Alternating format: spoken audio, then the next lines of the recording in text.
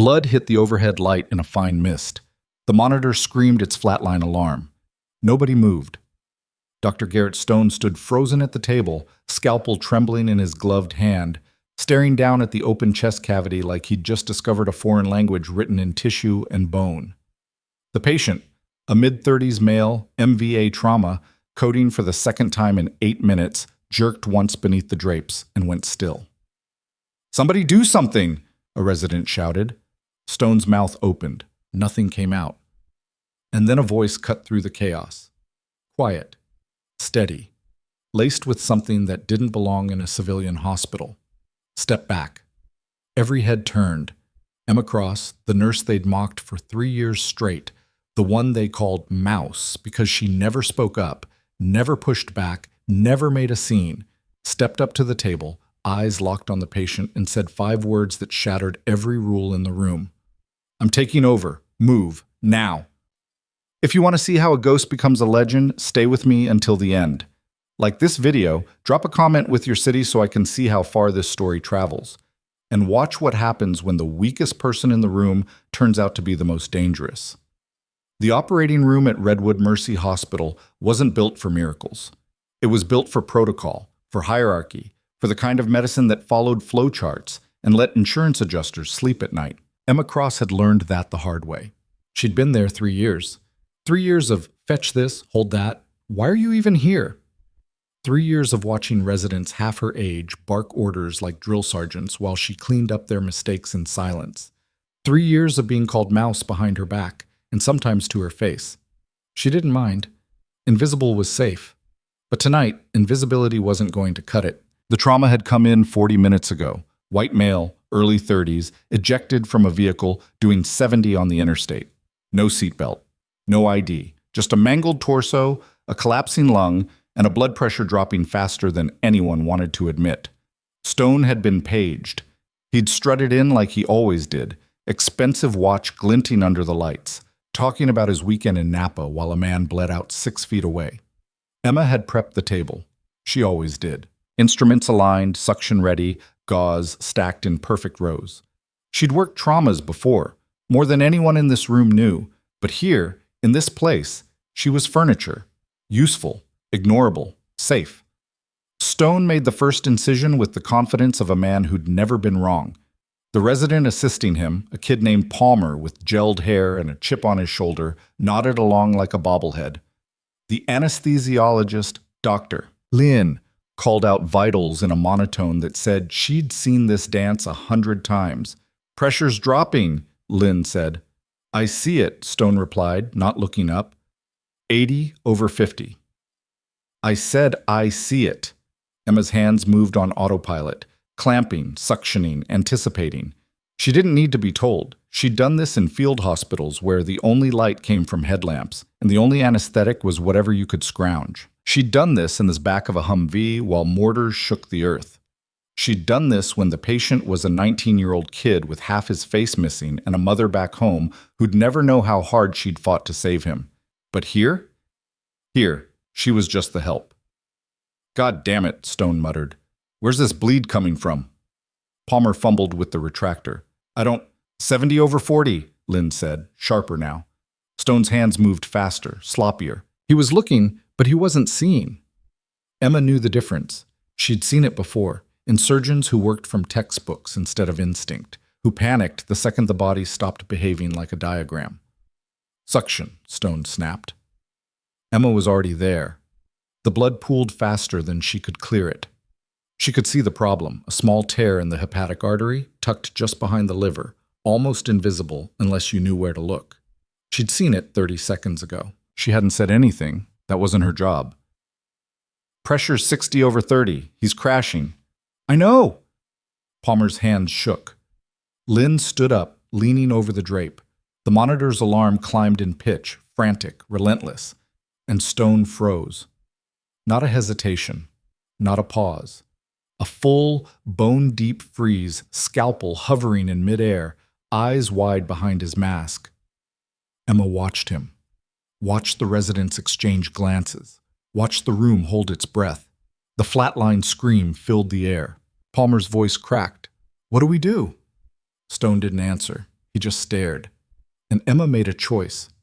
She stepped forward, close enough to touch the sterile field, close enough to break every rule.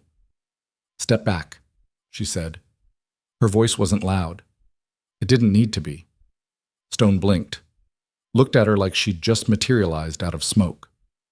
"What?" "Step back." "You don't— I'm taking over. Move. Now." The room went silent except for the monitor's scream. Palmer's jaw dropped. Lynn stared.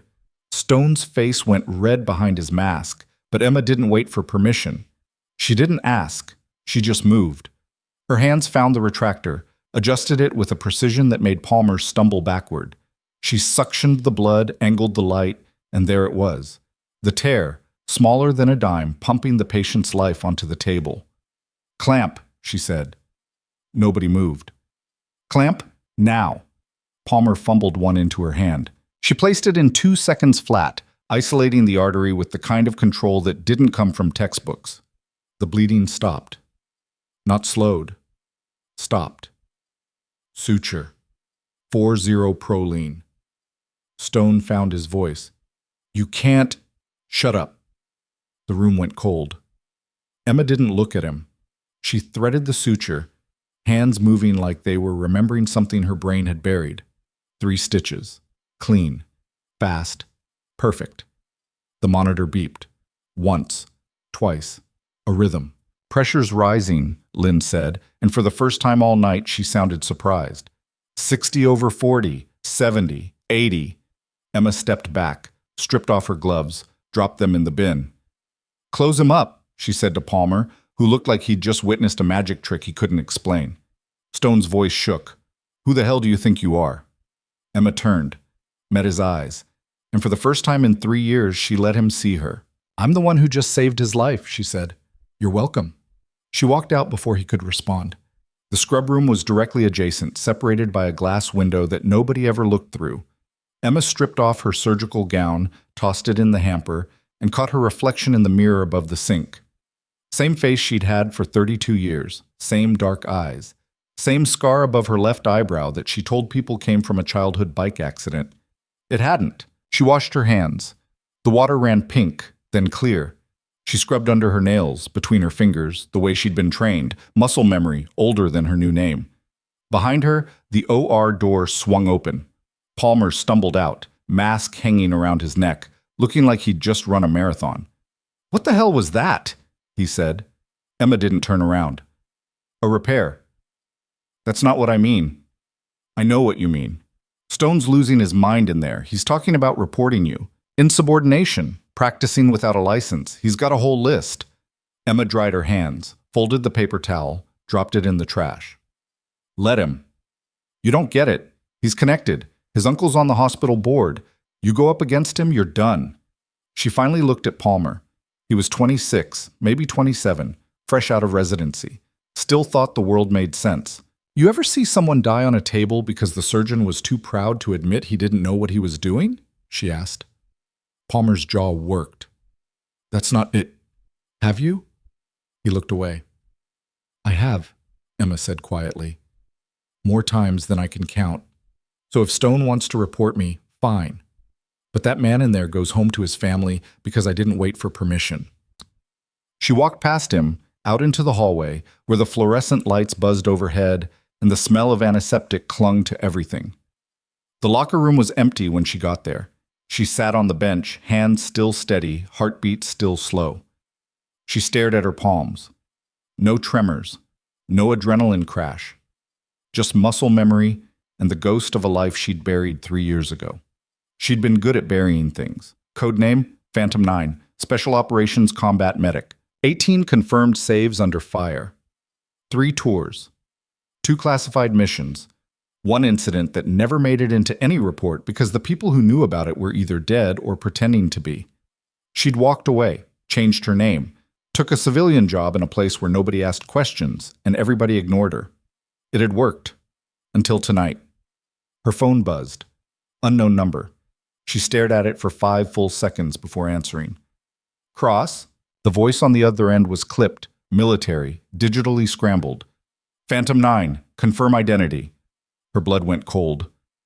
Wrong number. We have your biometrics from the OR, surgical technique, response time, instrument handling, voice pattern match. Don't insult me. She hung up. The phone buzzed again immediately. She powered it off, pulled the SIM card, and crushed it under her heel. Outside the locker room, she heard voices. Stone's, loud and defensive. Someone else, calmer. Security, maybe? Or admin. She changed into street clothes, jeans, a plain gray hoodie, sneakers that didn't squeak, and stuffed her scrubs in her bag. The side exit led to a stairwell that most people forgot existed. She took it down 3 flights, came out in the basement near the loading dock, and slipped into the parking lot through a service door that was supposed to be locked, but never was. The lot was dark, quiet. Her car was 3 rows back, a beat-up Honda Civic that blended into every parking lot in America. She was 10 feet away when she heard it. The helicopter. It came in low, no lights, rotors cutting the air with a sound she hadn't heard in years. Military, fast response. The kind of bird that didn't land unless someone important was on board, or someone important was the target. It touched down in the ambulance bay, rotor wash scattering loose trash across the asphalt. Doors opened. 4 figures in tactical gear stepped out, moving with the kind of precision that made Emma's instincts scream. She turned, started walking the other direction, head down, pace normal. Not running. Running drew attention. "Emma Cross!" She stopped. The voice came from behind her, male, command-grade authority baked into every syllable. She didn't turn around. Not yet. "I know you can hear me," the voice said, closer now. "And I know you know who I am." She turned slowly. The man was maybe 45, salt and pepper hair buzzed military short, face weathered in the way that came from too many deployments and not enough sleep. Commander's bars on his collar. Name tape read Hewitt. "We need to talk," Hewitt said. "I'm off duty." "You've been off duty for 3 years. Doesn't mean you stopped being Phantom 9. Emma kept her voice flat. "That person's dead." "Funny." Hewitt smiled, but it didn't reach his eyes. "She just saved a life in OR3, with skills no civilian nurse should have." "I did my job." "Your job?" Hewitt stepped closer, hands loose at his sides, non-threatening but ready. "You performed a hepatic artery repair under combat conditions in a civilian hospital. You bypassed a senior surgeon. You violated every protocol in the book, and you did it like you've done it 100 times before." Emma didn't blink. "So what?" "So the man you saved? His name is Caleb Rains, former Delta Force. Went dark 2 years ago after a mission in Kandahar went sideways.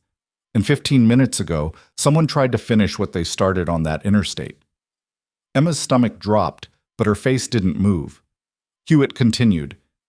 "The accident wasn't an accident. The vehicle that hit him? Stolen 3 hours ago.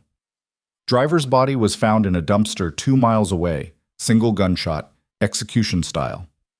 "That's not my problem." "It is now." Hewitt's voice dropped. "Because the second you stepped into that OR and showed everyone what you can do, you painted a target on your back. And if you think you can just walk away again—" The gunshot cracked through the air. Hewitt's head snapped back. He dropped. Emma was already moving. She dove behind a parked SUV as the tactical team returned fire, muzzle flashes lighting up the lot like a strobe. She didn't think. She moved. Training kicked in, older than her new name, deeper than her new life. She crawled between vehicles, low and fast, using the chassis for cover. Rounds punched through metal and glass above her head. She counted shooters by sound. 2, maybe 3. Suppressed weapons, high caliber, professional. The tactical team was pinned down near the helicopter. One of them was already on the ground, not moving. The other 3 were returning fire, but they were exposed, silhouetted against the landing lights. Emma reached the back entrance to the hospital. The door was locked. She kicked it open, one solid strike just below the handle, and slipped inside. Behind her, the gunfire stopped. Ahead of her, the hospital lights flickered once and went out. Emergency power kicked in 3 seconds later, bathing the halls in red. Emma kept moving, instinct guiding her through the dark. She knew this building, every exit, every stairwell, every blind spot. She'd walked these halls for 3 years, invisible, memorizing. She made it to the ICU in 90 seconds.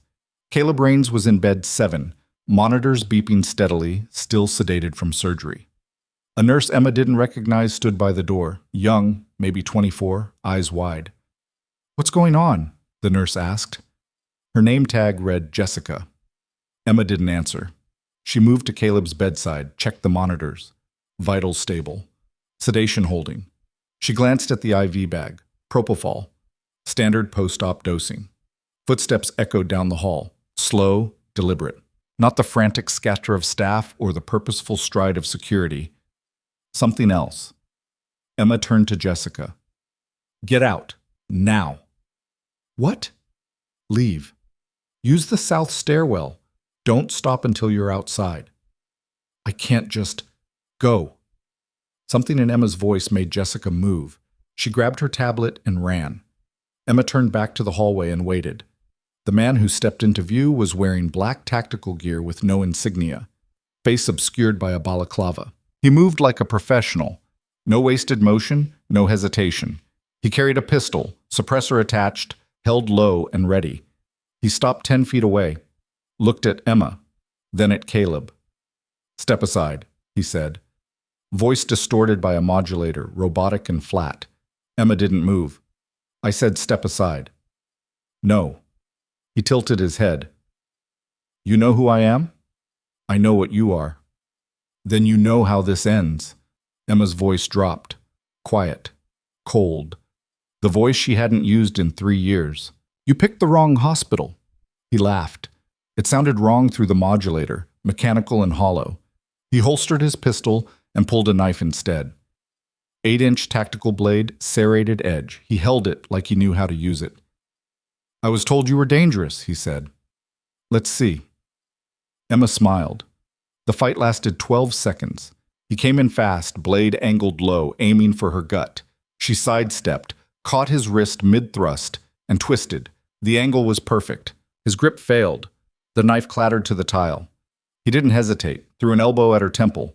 She ducked under it, drove her knee into his ribs, heard something crack, and followed with a palm strike to his throat that sent him staggering backward, choking. He tried to recover, reaching for his sidearm. She didn't give him the chance. She swept his leg, dropped him hard onto the tile, and pinned him with her knee on his chest, forearm across his windpipe. "Who sent you?" she asked. He didn't answer, just smiled behind the balaclava. Emma pressed harder. "Last chance." "You should have stayed dead," he wheezed, and then his eyes rolled back. Foam bubbled at his lips, white and frothy. Poison capsule. Classic tradecraft. Emma let him drop, checked his pulse, gone in 15 seconds. She stood, breathing steady, and looked down at the body. No identification, no tattoos visible. Weapon was a Glock 19, serial number filed off. The knife was military issue but untraced. Ghost, just like her. She heard running footsteps. Security, finally. She raised her hands as they rounded the corner, 2 guards with flashlights and radios, looking confused and terrified. "There's a body," Emma said calmly, "and you need to lock down this wing, now." One of the guards stared at the dead man. The other one spoke into his radio, voice shaking. By the time hospital administration arrived, the tactical team had swept the building. No more hostiles. 1 dead operative in the ICU. 1 unconscious commander being rushed to surgery. 2 dead team members in the parking lot. And 1 nurse who'd just fought off a trained killer with her bare hands. Victoria Lang, the hospital administrator, met Emma in the hallway outside the ICU. Lang was 50-something, with steel-gray hair pulled back tight and a voice like gravel. "Explain," Lang said. Emma met her eyes. "I'm a nurse. I did my job." "Nurses don't disarm assassins." "I used to be something else." "Used to be?" Emma didn't answer. Lang studied her for a long moment, then nodded slowly. "We'll talk later. Right now you're on lockdown. Military's orders, not mine." "I'm not military." "Tell them that." Lang walked away, heels clicking on the tile. Emma stood alone in the red-lit hallway, surrounded by armed personnel in tactical gear who wouldn't meet her eyes. She'd broken cover, saved a life, killed a threat. And now the past she'd buried was clawing its way back up. She walked back into the ICU. Caleb was still unconscious, still stable. She stood at his bedside and looked at his face. Even sedated, Even bruised and bandaged, there was something familiar about him. She pulled up his chart on the computer, scrolled through the intake notes. No next of kin listed. No emergency contact, no insurance. Just a name and a blood type. And then she saw it. A note from the paramedics buried in the narrative. Patient was clutching a photograph when found. Secured in personal effects. Emma found the bag in the cabinet beneath the bed. Inside, wallet, keys, phone with a shattered screen, and a photograph crumpled and stained with blood. She unfolded it carefully. The photo showed 5 soldiers in desert camo, dusty and grinning, arms around each other's shoulders. She recognized the location. Kandahar. Forward operating base. The mountains in the background were unmistakable, and in the center of the group, crouching between 2 men twice her size, was a woman in fatigues with dark hair pulled back and a field medic patch on her shoulder. Emma stared at the photograph. She was looking at herself. The memory hit her like a flashbang. Kandahar. 3 years ago. A mission that wasn't supposed to exist. She'd been embedded with a Delta team for a high-value extraction. A warlord with information on a weapons cache that could level a city block. The mission had gone bad. Ambush in the mountains, 4 team members wounded, 1 critical. She'd kept him alive for 6 hours while they waited for exfil, working with nothing but a field kit in her hands, talking to him the whole time, keeping him conscious, keeping him fighting. His name had been Rains, Caleb Rains. She'd saved his life that night, and then the after-action report had come down. Mission classified, team disbanded, record sealed. She'd been reassigned. He'd disappeared into another unit, and now he was here, in her hospital, with someone trying to kill him. Again. Emma's hands tightened on the photograph. She'd thought she was done with that world, thought she could leave it behind, become someone else. Live a quiet life where the only lives she saved were the ones who came through the ER doors. But the world didn't let you go that easily. She heard footsteps behind her, turned. A woman stood in the doorway, late 30s, sharp features, wearing a dark suit that screamed federal agent. She held up a badge. Emma Cross, I'm Agent Marissa Vale, DIA. We need to talk. Emma set the photograph down. About what? About why a dead woman just killed an enemy operative in the middle of a civilian hospital. I'm not dead. Officially, you are. Phantom 9 was KIA in Kandahar 3 years ago. Chopper went down during exfil. No survivors. There was a funeral, a flag. Your name's on a wall. Emma's jaw tightened. Then you're talking to a ghost. Vale stepped into the room, closed the door behind her. The man you saved tonight was part of that mission. So were the 2 operators who just died in your parking lot. So is Commander Hewitt, who's currently in surgery with a bullet in his shoulder. What's your point? My point is that someone is cleaning house. Everyone connected to Kandahar is being eliminated, and you just put yourself back on the list. Emma crossed her arms. I didn't put myself anywhere. I saved a life. And in doing so, you revealed yourself. Whoever's behind this now knows you're alive, and they won't stop until you're not. Let them try. Vale's expression didn't change. You don't get it. This isn't some rogue operative with a grudge. This is coordinated, funded. The attack tonight was surgical. They knew where Rains would be. They knew which hospital. They had an inside route to cut the power and infiltrate the ICU. That takes resources. Emma's eyes narrowed. Someone on the inside. Almost certainly. Who? That's what we're trying to figure out. Vale pulled out a tablet, swiped through files. In the last 6 months, 4 members of your old team have died. Car accidents, muggings, suicides, all ruled unrelated, but the pattern's there if you know where to look. Why now? Why 3 years later? Because something changed, we don't know what. But 2 weeks ago, Rains went off-grid. He was investigating something, trying to piece together what happened in Kandahar. And then someone tried to kill him. Emma looked back at Caleb's unconscious form. What was he investigating? We don't know. His files were encrypted. His contacts went dark. Whatever he found, he kept it close. And you think it got him targeted? I think it got everyone targeted, including you. Emma was quiet for a moment, then, what do you want from me? Help us find out who's behind this. You're the only member of that team still breathing who's actually alive.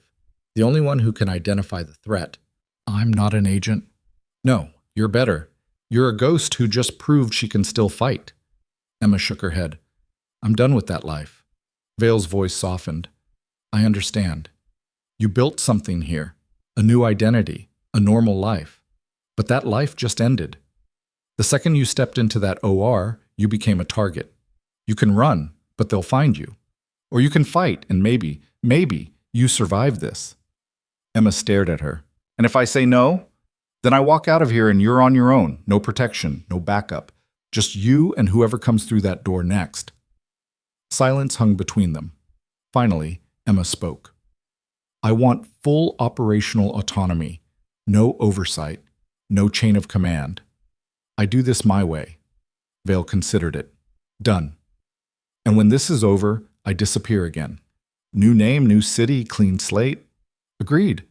Emma extended her hand. Vale shook it. Welcome back, Phantom 9, Vale said. Emma's smile was cold. Don't call me that. I'm Emma. Just Emma. Fair enough. Vale turned to leave, then paused. One more thing. The operative you killed? We ran his biometrics. He's former Russian FSB, went private 5 years ago, works for the highest bidder, specializes in wet work and political assassinations. Russia? Or someone with Russian connections. Either way, this just went international. Vale left. Emma stood alone in the room, the weight of the past settling back onto her shoulders like an old coat. She looked down at Caleb. You really know how to ruin a quiet life, she muttered. His eyes opened. Emma startled. He shouldn't be awake. The sedation... Caleb's hand shot out, grabbed her wrist. His grip was weak but desperate. They're coming, he rasped. I know, it's handled. No. His eyes were wild, unfocused. Not just for me, for you, for all of us. They know what we saw. What did you see, Caleb? His grip tightened. The weapon. We weren't extracting a warlord. We were stopping a sale. Chemical. Enough to kill thousands. Emma's blood went cold. What happened to it? We destroyed it. Burned the cache, but the seller... We saw his face, European, connected. He got away. And now he's tying up loose ends. Caleb nodded, eyes already drifting shut. The sedation was pulling him back under. Emma, I'm sorry. I didn't mean to drag you. Save it. Rest. I'll handle this. His hand fell away. He was out again. Emma straightened. Her mind was already working, running scenarios, calculating threats. A chemical weapon, a European seller, a team being eliminated one by one. This wasn't just about Kandahar. This was about covering up something bigger. She walked to the window. Outside, the parking lot was swarming with federal vehicles now.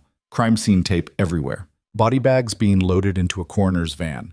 Her phone, the burner she'd picked up after crushing her real one, buzzed. Text from an unknown number. You made a mistake tonight. Should have let him die. Now we know you're alive, and we're coming for you. Emma deleted the message, crushed the phone, dropped it in the trash. She didn't run. She walked back to Caleb's bedside, pulled up a chair, and sat down. If they wanted her, they could come. She'd be waiting. Outside in the parking lot, a black sedan with tinted windows sat 3 rows back from the emergency entrance. Inside, a man watched the hospital through binoculars. He lowered them, pulled out a phone, dialed. She's confirmed. Alive and operational. A pause. Understood. Initiating phase 2. He hung up, started the engine, and drove away into the night. Inside the hospital, Emma sat in the red emergency lighting, hands folded in her lap, eyes on the door, waiting, because the war she thought she'd left behind had just found her again, and this time there was nowhere to hide. The red emergency lights hummed in the silence. Emma didn't move from her chair. Her eyes stayed on the door, tracking every shadow that passed in the hallway beyond. Staff moved like ghosts in the dim glow, nurses checking other patients, security doing their rounds, all of them pretending the bodies in the parking lot hadn't happened. She could hear Caleb breathing, steady, mechanical, the ventilator doing half the work. His words echoed in her head. Chemical weapon, European seller. We saw his face. 3 years. She'd had 3 years of normal, of obscurity, of coffee that tasted bad and shifts that ran long and coworkers who treated her like she was barely there. It had been enough. It had been safe. Now safe was gone. Footsteps approached, different from the others, purposeful, military cadence. A soldier appeared in the doorway. Young, maybe 25, uniform crisp, rifle slung across his chest. He looked at Emma, then at Caleb, then back at Emma. "Ma'am, I'm Corporal Hayes. I've been assigned to this room. Nobody gets in without clearance." Emma studied him, clean-shaven, eyes alert, finger resting on the trigger guard, not the trigger. Trained, but green. Probably his first domestic deployment. "You ever fire that weapon outside a range?" she asked. Hayes blinked. "Ma'am?" The rifle. "You ever use it when someone's shooting back?" His jaw tightened. "No, ma'am." "Then stay sharp. The people who want him dead don't care about your uniform." Hayes straightened. "Yes, ma'am." Emma stood, stretched, her back cracked. She'd been sitting too long. "I'm getting coffee. You see anyone who's not hospital staff or federal, you call it in first and shoot second. Understood?" "I can't just—" "You can.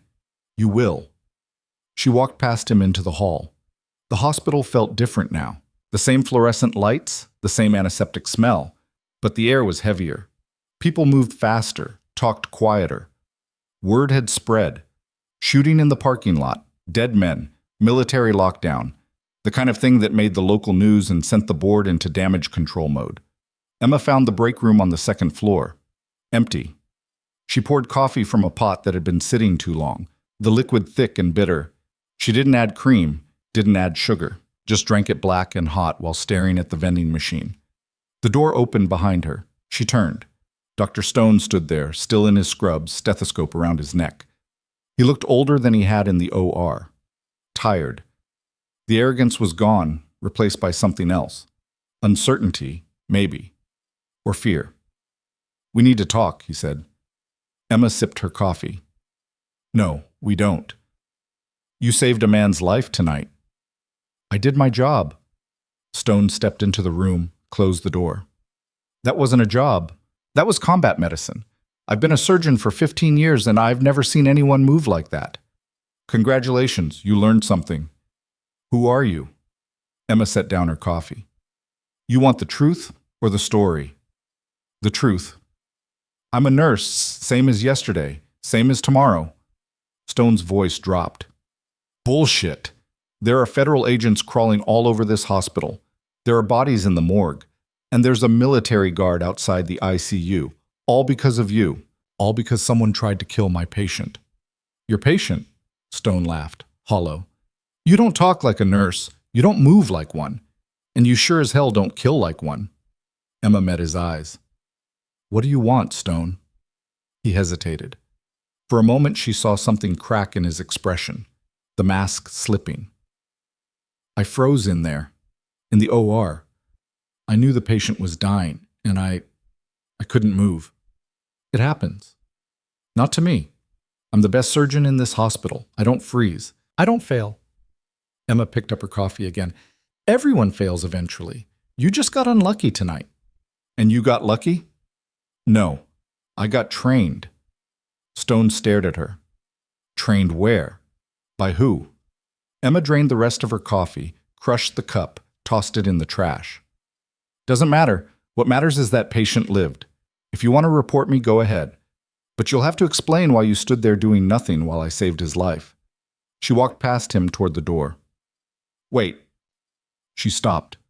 Stone's voice was quieter now. "I'm not going to report you. I need to understand.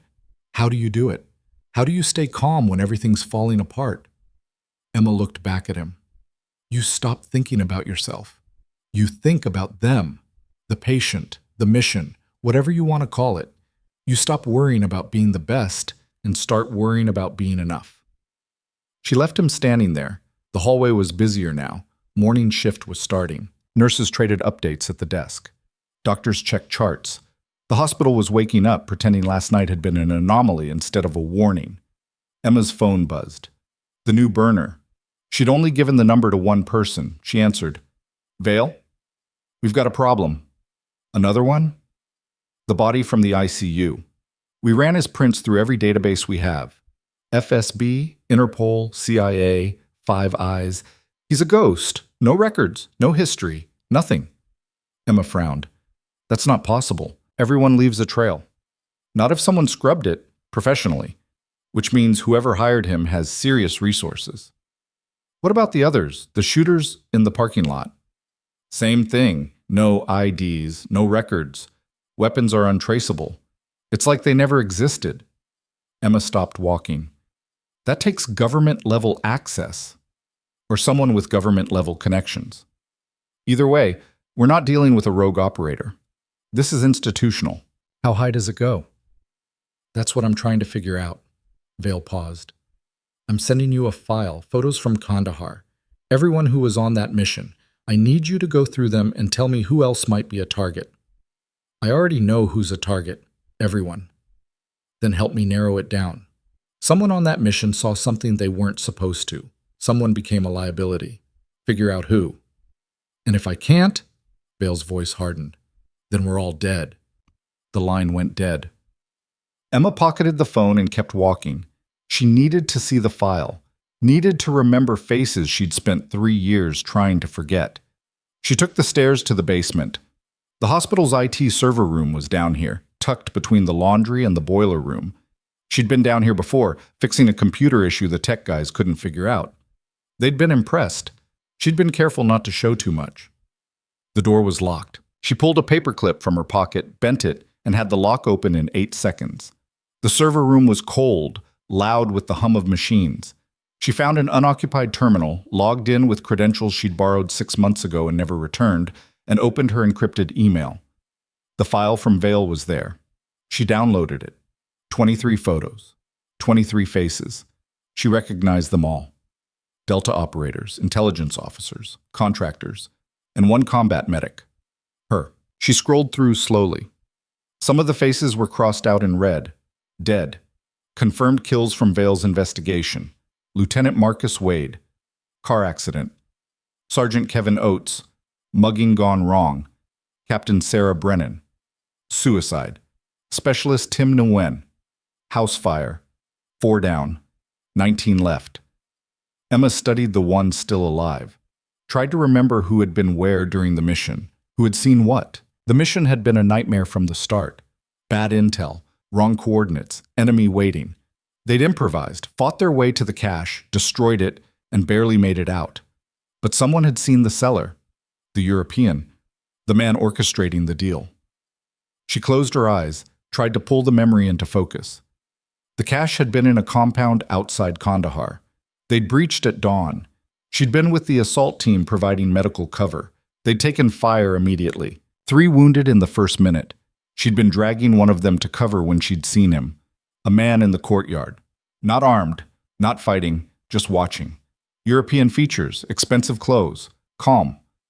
He'd looked directly at her, smiled, and then he was gone. She opened her eyes, pulled up the photo of the assault team, 5 operators. She'd been one of them. The others, Caleb Rains, Marcus Wade, Kevin Oates, and Lieutenant Jackson Perry. Wade and Oates were dead. Rains was upstairs, barely alive. That left Perry. Emma pulled up a search, found him in 30 seconds. Jackson Perry. Discharged 2 years ago. Currently working private security in Washington, D.C.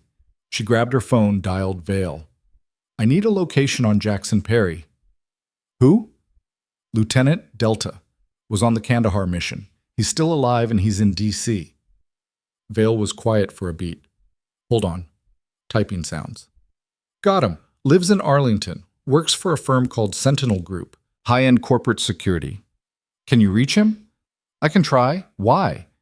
Because he was in the compound with me when we saw the seller. If anyone else can ID this guy, it's Perry.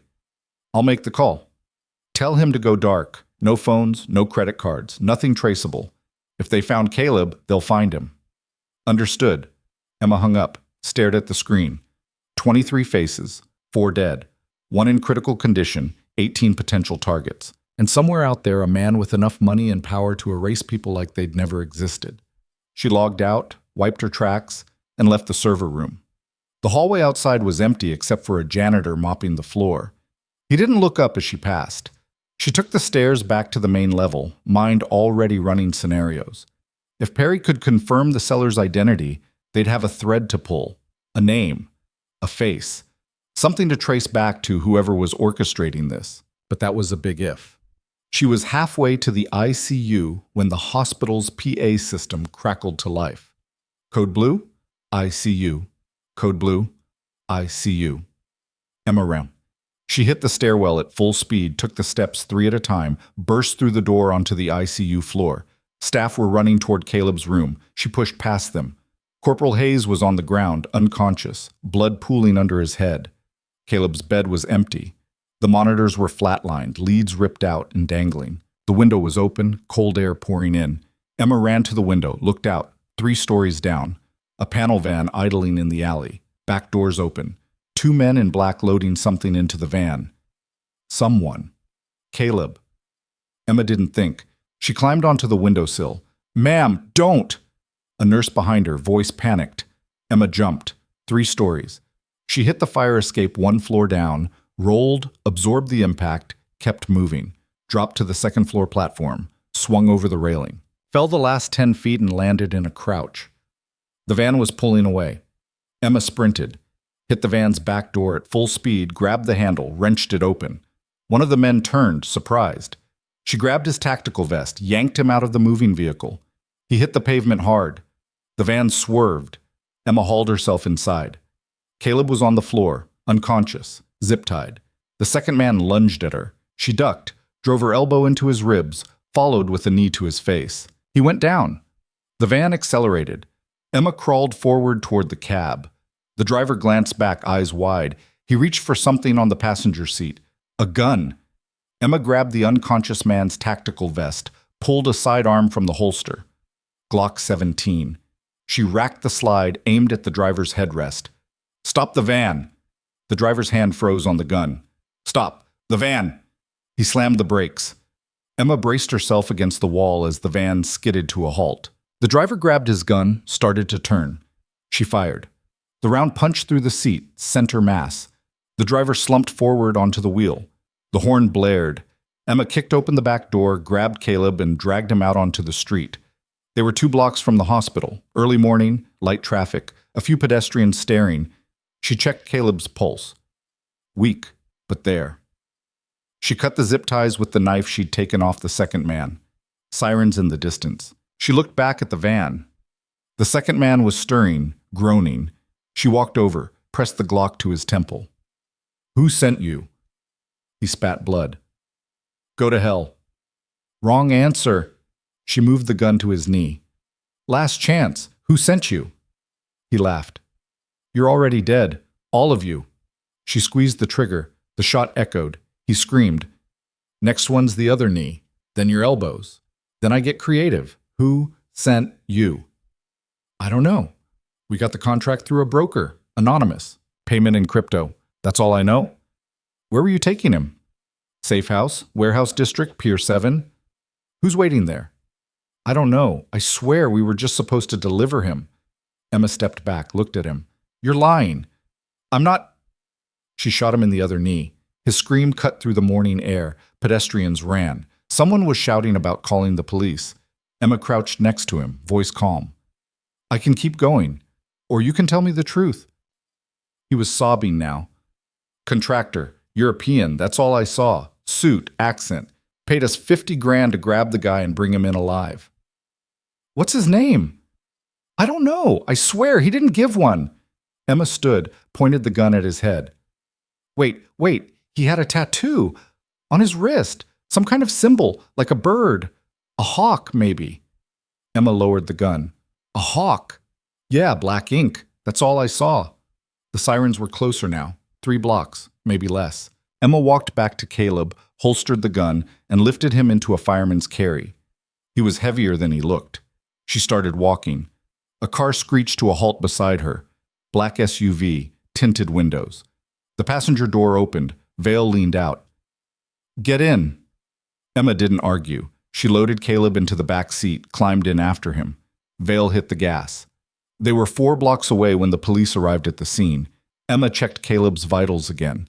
Breathing, Pulse. He'd been sedated, probably drugged in the transport. He'd live. Vale glanced in the rearview mirror. You just killed 2 men in broad daylight. 3, technically. The driver's probably gone by now. This is going to be a problem. They kidnapped a federal witness. I stopped them by jumping out of a 3rd-story window and hijacking a van. Emma met her eyes in the mirror. You wanted me operational. I'm operational. Vale was quiet for a moment. Then, the man you interrogated, he mentioned a European with a hawk tattoo. Yeah, that's new intel. It's a start. Vale's phone rang. She answered on speaker. Vale. A male voice, clipped and professional. Agent Vale, this is Director Carmine. We need to talk about your asset. Vale's expression didn't change. I'm listening, sir. She just turned a hospital abduction into a public shooting. Local PD is going insane. The media is picking it up. This is becoming a circus. Oh, the asset prevented the kidnapping of a key witness by killing 3 people in the street with witnesses. The alternative was letting them disappear him. We'd never see him again. Understood. But we can't have her operating like this. Too much exposure, too much risk. Emma leaned forward. Then pull me out. Silence on the line. Then Carmine's voice, colder. Who am I speaking to? The asset. This is a secure line. You shouldn't be... I don't care about your protocols. You want me to find whoever's killing my team? Fine. But don't tie my hands and then complain when I do what's necessary. Another pause. Agent Vale, is this how you run your operations? Vale's jaw tightened. Sir, with respect, she's right. We're dealing with a coordinated campaign of assassinations. The enemy has resources, intelligence, and reach. If we play by the rules, we lose. And if we don't, we risk exposure. We're already exposed, Emma said. They know I'm alive. They know Rains is alive. The only question is whether you're going to help us or get in the way. Silence. Then, you have 48 hours. After that, I'm pulling the plug and handing this to a tactical team. Understood? Understood, Vale said. The line went dead. Vale glanced back at Emma. You just burned a bridge with the director of the Defense Intelligence Agency. He'll get over it. Will he? Emma didn't answer. She was looking out the window, watching the city slide past. They were heading west, away from the hospital, toward the industrial district. Where are we going? She asked. Safe house. We need to regroup, assess what we know, and figure out our next move. What about Perry? Did you reach him? Vale's expression darkened. That's the other problem. What? Perry's dead. Emma's blood went cold. When? 2 hours ago. Found in his apartment. Single gunshot to the head. Staged to look like a suicide, but the scene's wrong. No note, no signs of depression. And the angle of entry doesn't match a self-inflicted wound. Emma closed her eyes, felt the weight settle in her chest. They're moving fast. Faster than we anticipated. Someone's accelerating the timeline. Because I'm alive. Because Caleb's alive. They know we can identify the seller. Which means we're running out of time. The SUV turned into an underground parking garage, descended 2 levels, parked in a spot marked reserved. Vale cut the engine. We're here? Emma climbed out, pulled Caleb from the back seat. He was stirring now, eyelids fluttering. She carried him toward a steel door at the far end of the garage. Vale unlocked it. They entered a narrow hallway, fluorescent lights buzzing overhead. At the end was another door. Vale punched in a code. The lock clicked. Inside was a studio apartment, sparse, functional. A bed, a table, a kitchenette. One window with blackout curtains. A weapons locker in the corner. Emma laid Caleb on the bed, checked his pupils.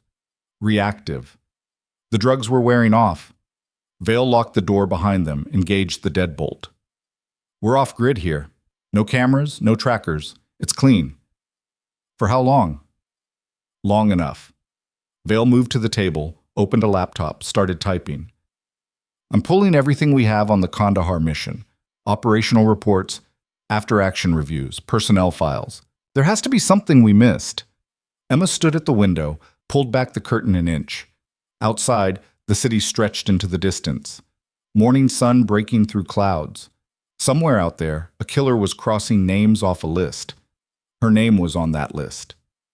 Caleb groaned behind her. She turned. His eyes opened. Unfocused at first, then sharpening. He saw Emma. Recognition flickered. "You," he rasped. Emma moved to his side. "Don't talk. You're safe." "Safe?" He tried to sit up, failed. "They took me. From the hospital." "I got you back." He stared at her. "You jumped out a window. 3 stories, wasn't that high?" He almost smiled. "You're insane." "You're welcome." Caleb's expression sobered. "Perry?" Emma's silence was answer enough. "Damn." Caleb closed his eyes. "We're all that's left, aren't we? From the assault team? Yeah. Then we're dead. It's just a matter of time." "Not if we move first." Caleb opened his eyes again.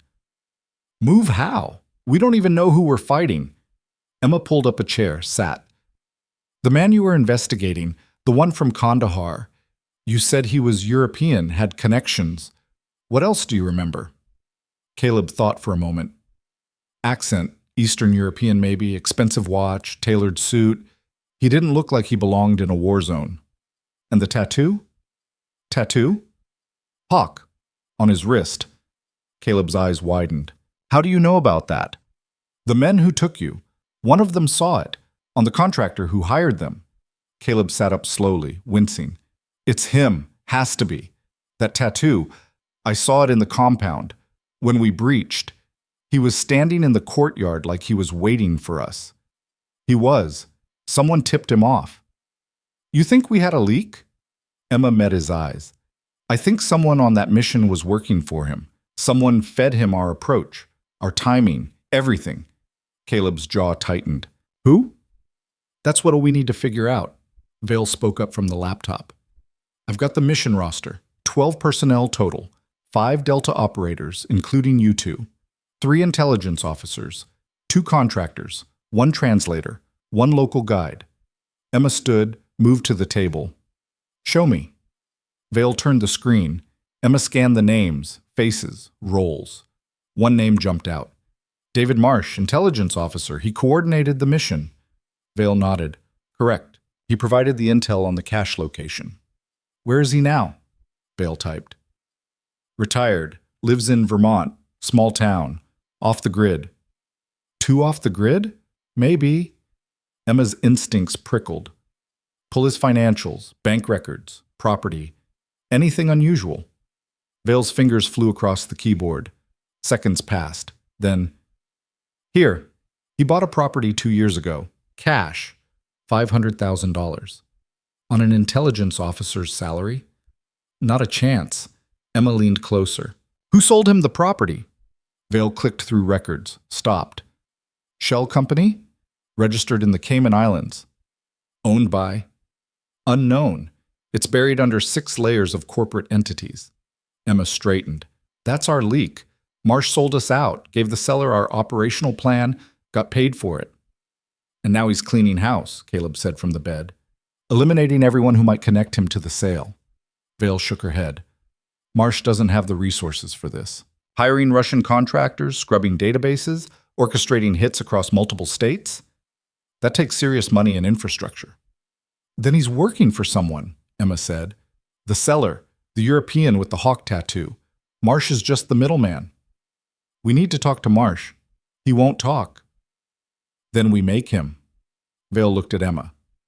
"You want to go to Vermont, interrogate a federal intelligence officer. Former intelligence officer. And yes, that's kidnapping, assault, possibly worse. It's also our only lead." Vale was quiet. Then she closed the laptop. "I'll drive." Emma turned to Caleb. "You stay here. Rest. Recover." "Like hell." Caleb swung his legs off the bed, stood unsteadily. "I'm coming." "You can barely walk." "I'll manage." "You'll slow us down." Caleb met her eyes. "Perry was my friend. Wade, Oates, Brennan. They were all my friends. I'm not sitting this out." Emma studied him, saw the determination, the grief, the anger. She nodded. "Fine, but you follow my lead. No heroics." "Deal." Vale grabbed keys from a hook by the door. "We leave in 10. Gear up."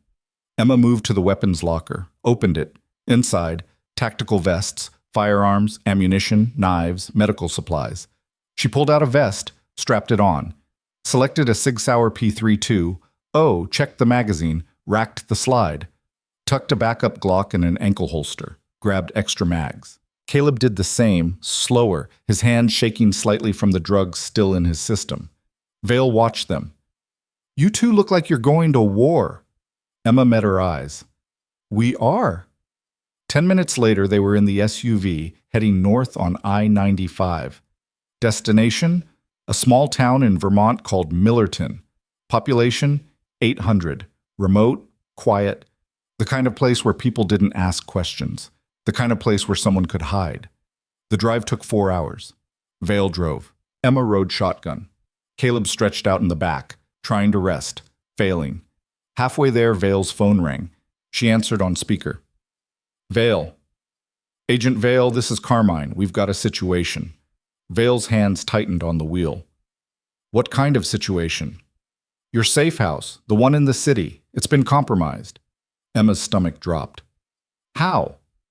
"Unknown, but 15 minutes ago, a tactical team breached the building. Full assault. They didn't find anyone, but they tore the place apart. Whoever they are, they knew exactly where to look." Vale's jaw clenched. "Do we have footage?" "Cameras were disabled before they went in. Clean work. Professional." "How did they find it?" "That's what I want to know. That location was classified. Only 3 people had access to it." Vale glanced at Emma. "Who?" "You, me, and Assistant Director Vance." Silence in the car. Then Emma. "Someone in your agency is feeding them intel." Carmine's voice was tight. "I'm aware. I'm initiating an internal investigation, but until we identify the leak, assume all channels are compromised. Go dark. No contact. No check-ins. Nothing." "Understood. And Agent Vale, whatever you're planning, do it fast, because whoever's behind this is 2 steps ahead of us." The line went dead. Vale exhaled slowly. "We've got a mole." "High level," Emma said. "Someone with access to classified safe houses and operational intelligence." "Which means everything we do is being watched." "Not everything. They didn't know we left the city. They didn't know we're heading to Vermont." "Not yet." Emma turned to look at Caleb. "How are you holding up?" "I'm fine." "You're lying." He smiled weakly. "Yeah." They drove in silence for another hour. The city gave way to suburbs, then farmland, then forest. The trees closed in on either side of the highway, dense and dark. Emma's phone buzzed. The burner. Unknown number again. She answered, "Who is this?" A voice, distorted, mechanical. "You should have stayed dead, Phantom 9. Emma's blood went cold. "How did you get this number?"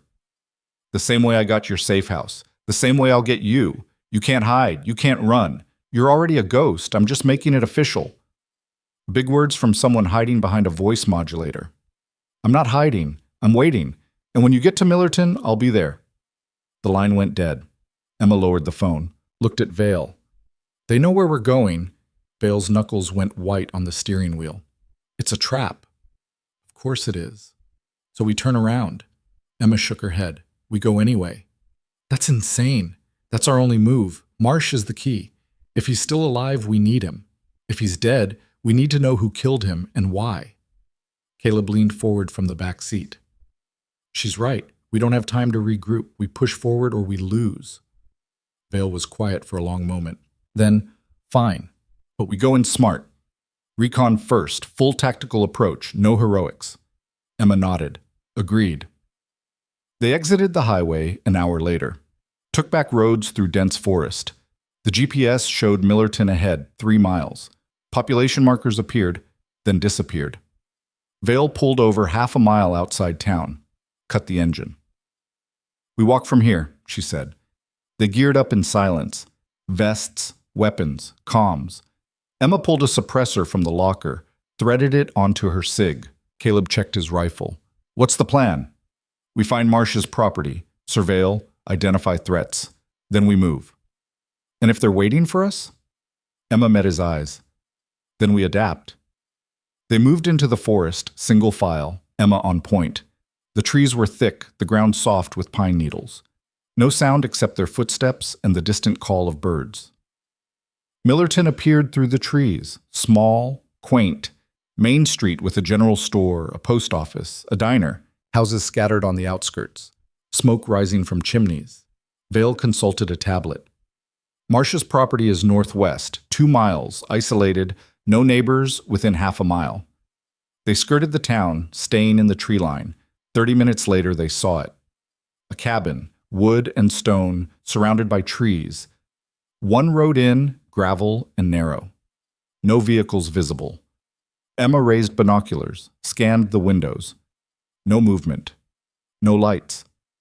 "Looks abandoned," Caleb whispered, "or staged to look that way." Emma lowered the binoculars.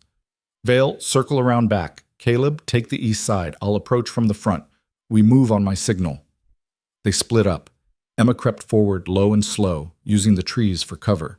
She reached the edge of the clearing, 50 yards to the cabin. No cover except a woodpile near the door. She keyed her comm. "In position." "Copy," Vale whispered. "Set," Caleb added. Emma waited, watched, listened. Nothing. She moved, crossed the clearing at a run, dropped behind the woodpile, pressed her back against it, raised her weapon. Still nothing. She moved to the door, tried the handle, locked. She pulled a lockpick set from her vest, worked the mechanism. The lock clicked. She pushed the door open. Darkness inside. She entered, weapon raised, sweeping corners. Living room, empty. Kitchen, empty. Hallway leading to 2 rooms. She cleared the first. Bedroom, unmade bed. Clothes on the floor. But no Marsh. The second room was an office. Desk, filing cabinets. A laptop, open, screen dark. Emma moved to the desk, touched the laptop. Still warm. Someone had been here. Recently. She turned and saw the body. David Marsh. Slumped in the corner. Single bullet hole in his forehead. Eyes open. Blood pooled beneath him. Dead for hours, maybe less. Emma keyed her comm. "Target down. Marsh is dead. Possible." The explosion ripped through the cabin. The blast lifted Emma off her feet and threw her through the office doorway. She hit the hallway wall, ears ringing, vision whited out. Smoke filled her lungs. Heat seared her exposed skin. The cabin groaned, timbers cracking overhead. She rolled onto her stomach, forced herself up. Her vest had taken most of the concussive force, but her ribs screamed. She tasted copper. Blood from somewhere. "Vale! Caleb!" Her voice sounded distant, muffled, static in her earpiece. Then Caleb's voice strained. "I'm hit. East side collapsed." Emma staggered toward the front door. Half the living room was gone, blown outward in jagged splinters. Fire licked up the remaining walls. She could see daylight through the smoke. "Vale, report!" No answer. Emma keyed the comm again. "Vale!" Nothing. She moved through the wreckage, weapon raised, scanning for threats. The explosion had been directional, focused on the office where Marsh's body sat. Whoever set it knew she'd find him. Knew she'd stop to investigate. Classic trap. She reached what was left of the front door, stepped through. The porch had collapsed. She jumped down into the dirt, rolled, came up scanning. Gunfire cracked from the tree line. Rounds punched into the burning cabin behind her. She dove behind the woodpile, returned fire. 3-round bursts, center mass, professional. The shooting stopped. She counted to 3. Moved. Sprinted east, toward where Caleb had been positioned. Found him 20 yards out, pinned under a section of collapsed wall. His leg was twisted wrong. Blood soaked through his pants above the knee. "Can you move?" she asked, already lifting the timber. "Hurts like hell." "That's not what I asked." He gritted his teeth. "Yeah, I can move." She heaved the timber aside, grabbed his vest, hauled him up. He screamed. She didn't stop. Dragged him behind a thick oak, propped him against it.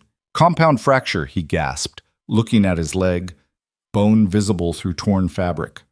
Emma pulled medical supplies from her vest. Combat gauze. Pressure bandage. She packed the wound, ignored his cursing, and wrapped it tight. "You're benched," she said. "No argument here." Movement in the trees.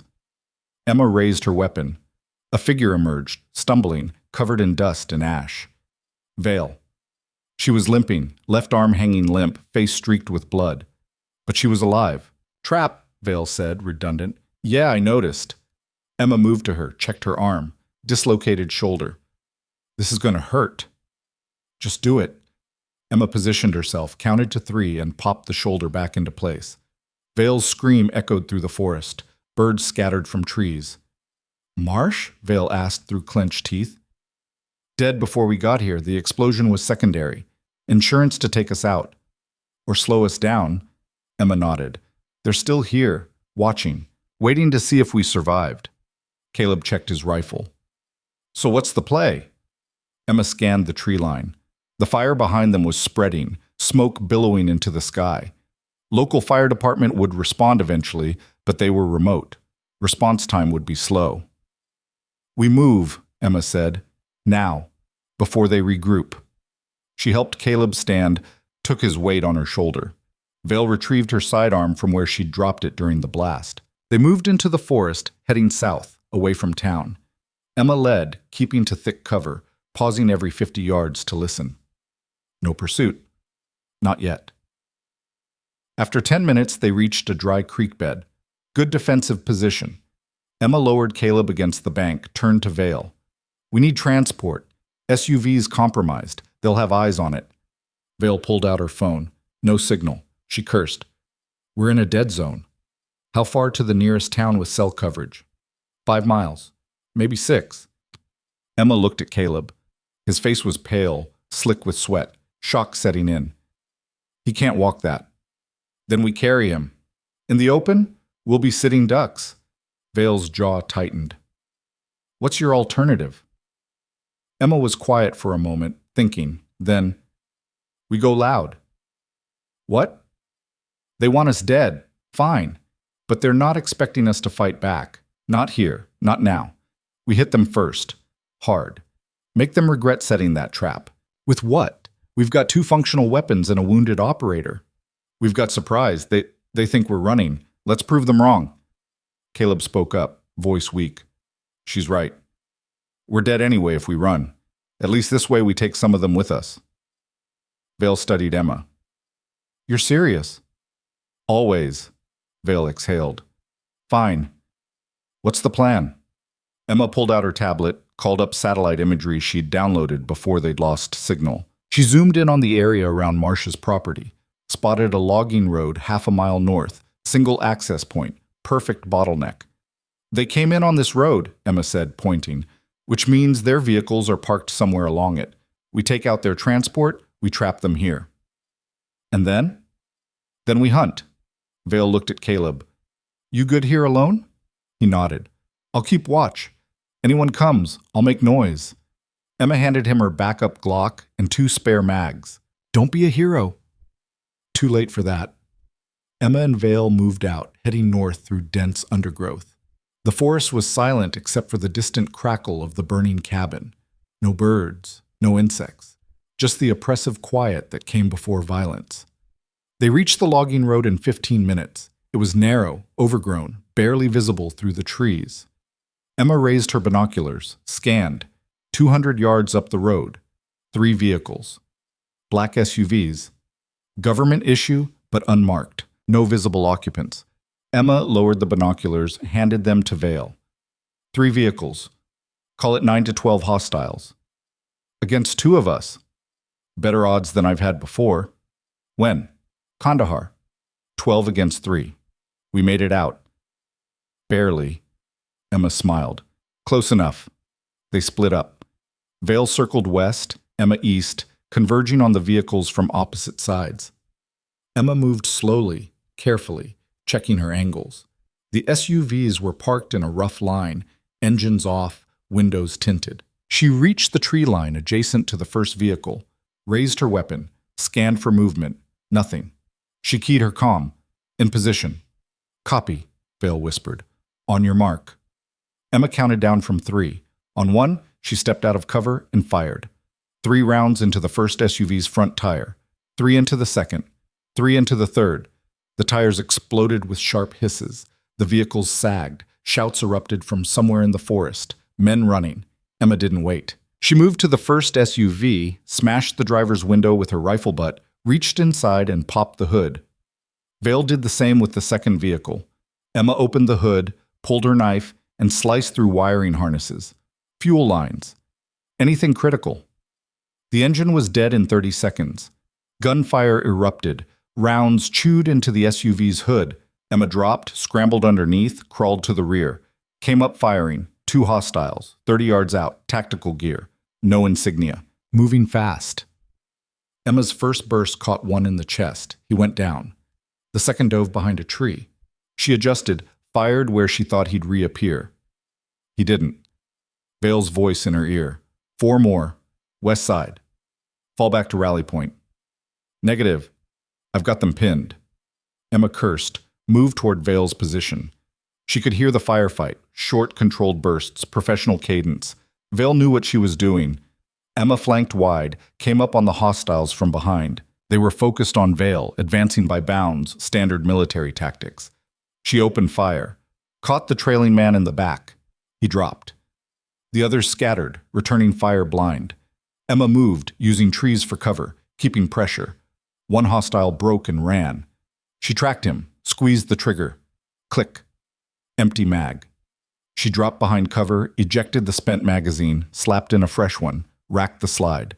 The runner was gone, disappeared into the forest. Vale emerged from the opposite side, weapon raised. Clear.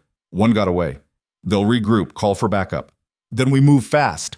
They ran back toward Caleb's position, weapons up, scanning for threats.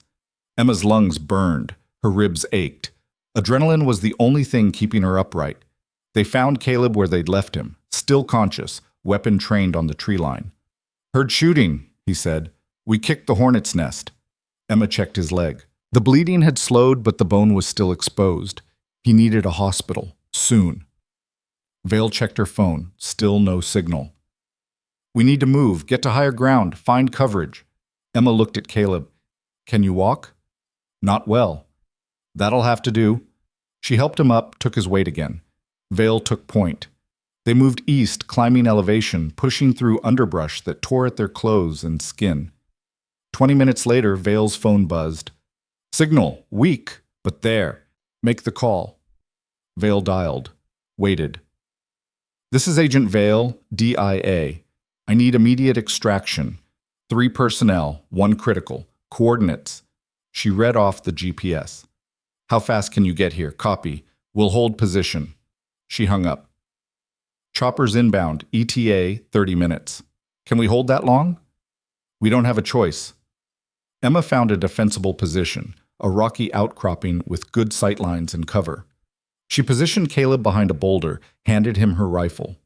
You're our overwatch. Anyone comes up that hill, you light them up. What are you doing? Setting a welcome mat. She and Vale moved back down the slope, pulling tripwires from their vests and stringing them between trees. Crude, but effective. Anyone coming fast would hit them. They finished in 5 minutes. Moved back to the outcropping. Waited. The forest was quiet again. Too quiet. Emma checked her watch. 25 minutes until extraction. A twig snapped. East side. Maybe 50 yards out. Emma raised her weapon. Vale did the same. Caleb shifted, aiming downslope. Figures moved through the trees. Not running, advancing carefully, professional. Emma counted. 4. No, 5. Spread out. Coordinated. Contact, she whispered into her comm. The figures stopped. One raised a hand, the others froze. Emma's finger tightened on the trigger. Then a voice, amplified, echoing through the forest. Phantom 9, we know you're there. We know you're wounded. This doesn't have to end badly. Emma didn't respond. We're not here to kill you. We're here to talk. Bullshit, Vale muttered. The voice continued. You want to know who killed your team. We can tell you, but you need to come down, alone, unarmed. Emma's jaw tightened. You have 60 seconds to decide. Vale looked at her. It's a trap. Of course it is. So we don't take it. Emma was quiet. Then, what if it's not? You can't be serious. They had us dead in that cabin. They didn't need to talk. They could have just waited for the fire to finish us, but they're here, offering terms, offering bait. Maybe. But we're out of moves. Extraction's still 20 minutes out. We're low on ammo. Caleb's fading. If there's even a chance we can get intel, you'll be dead before you get 10 steps. Emma met her eyes. Then cover me. Before Vale could argue, Emma stood, holstered her weapon, and raised her hands. I'm coming down! Emma, don't... Emma started walking, down the slope, slow, hands visible, heart hammering, but face calm. The figures watched her approach. 4 men in tactical gear. The 5th, the one who'd spoken, stood in front. Older, 50s. Gray hair, expensive jacket over body armor. He lowered the megaphone. Phantom 9, he said. Eastern European accent, not Russian, something else. We meet at last. Emma stopped 10 feet away. Who are you? Someone who's been cleaning up a very expensive mistake. The chemical weapon. He smiled. So you do remember. Good. That saves time. You were the buyer. I was the facilitator. The buyers were men far wealthier and more powerful than you can imagine. Men who don't like loose ends. And my team. A loose end. You saw me. You saw the transaction. You destroyed the product. That cost my clients a great deal of money. So you killed them, one by one. Not personally, but yes, orders were given, assets deployed, most went quietly, a car accident here, a mugging there. But you? He shook his head. You were supposed to be dead, officially dead, and yet here you are. Here I am. He studied her. You're not afraid. I'm terrified. I'm just better at hiding it than you. He laughed. I like you, Phantom 9. It's a shame we're on opposite sides. We don't have to be. Oh? Tell me who gave you our operational plan, who leaked the intel. And I walk away. Just like that? Just like that. He considered it, then. His name was David Marsh, but you already know that. Who's above him? That's the question, isn't it? He stepped closer. Marsh was small time, a middleman. He fed me information for money, but the real architect, the one who sanctioned this entire operation, including your mission, that's classified at a level you'll never reach. Try me. Assistant Director Leonard Vance, Defense Intelligence Agency. He's been selling secrets for 15 years, to me, to others. He's made a fortune. Emma's blood went cold. Vance, the 3rd person with access to Vale's safe house. You're lying! Am I? Check his financials, offshore accounts, shell companies, properties in Monaco, Dubai, Singapore. He's not even hiding it well. He just thinks he's untouchable. Why are you telling me this? Because Vance is a liability. He's grown careless, greedy. He wants more money for less work. He's become a problem. And you? He smiled. You're the solution. Emma's mind raced. You want me to kill him? I want you to expose him, publicly. Let your agency tear itself apart. It's far cleaner than anything I could do. And if I refuse, then my men kill you, your friends, and everyone you've ever spoken to.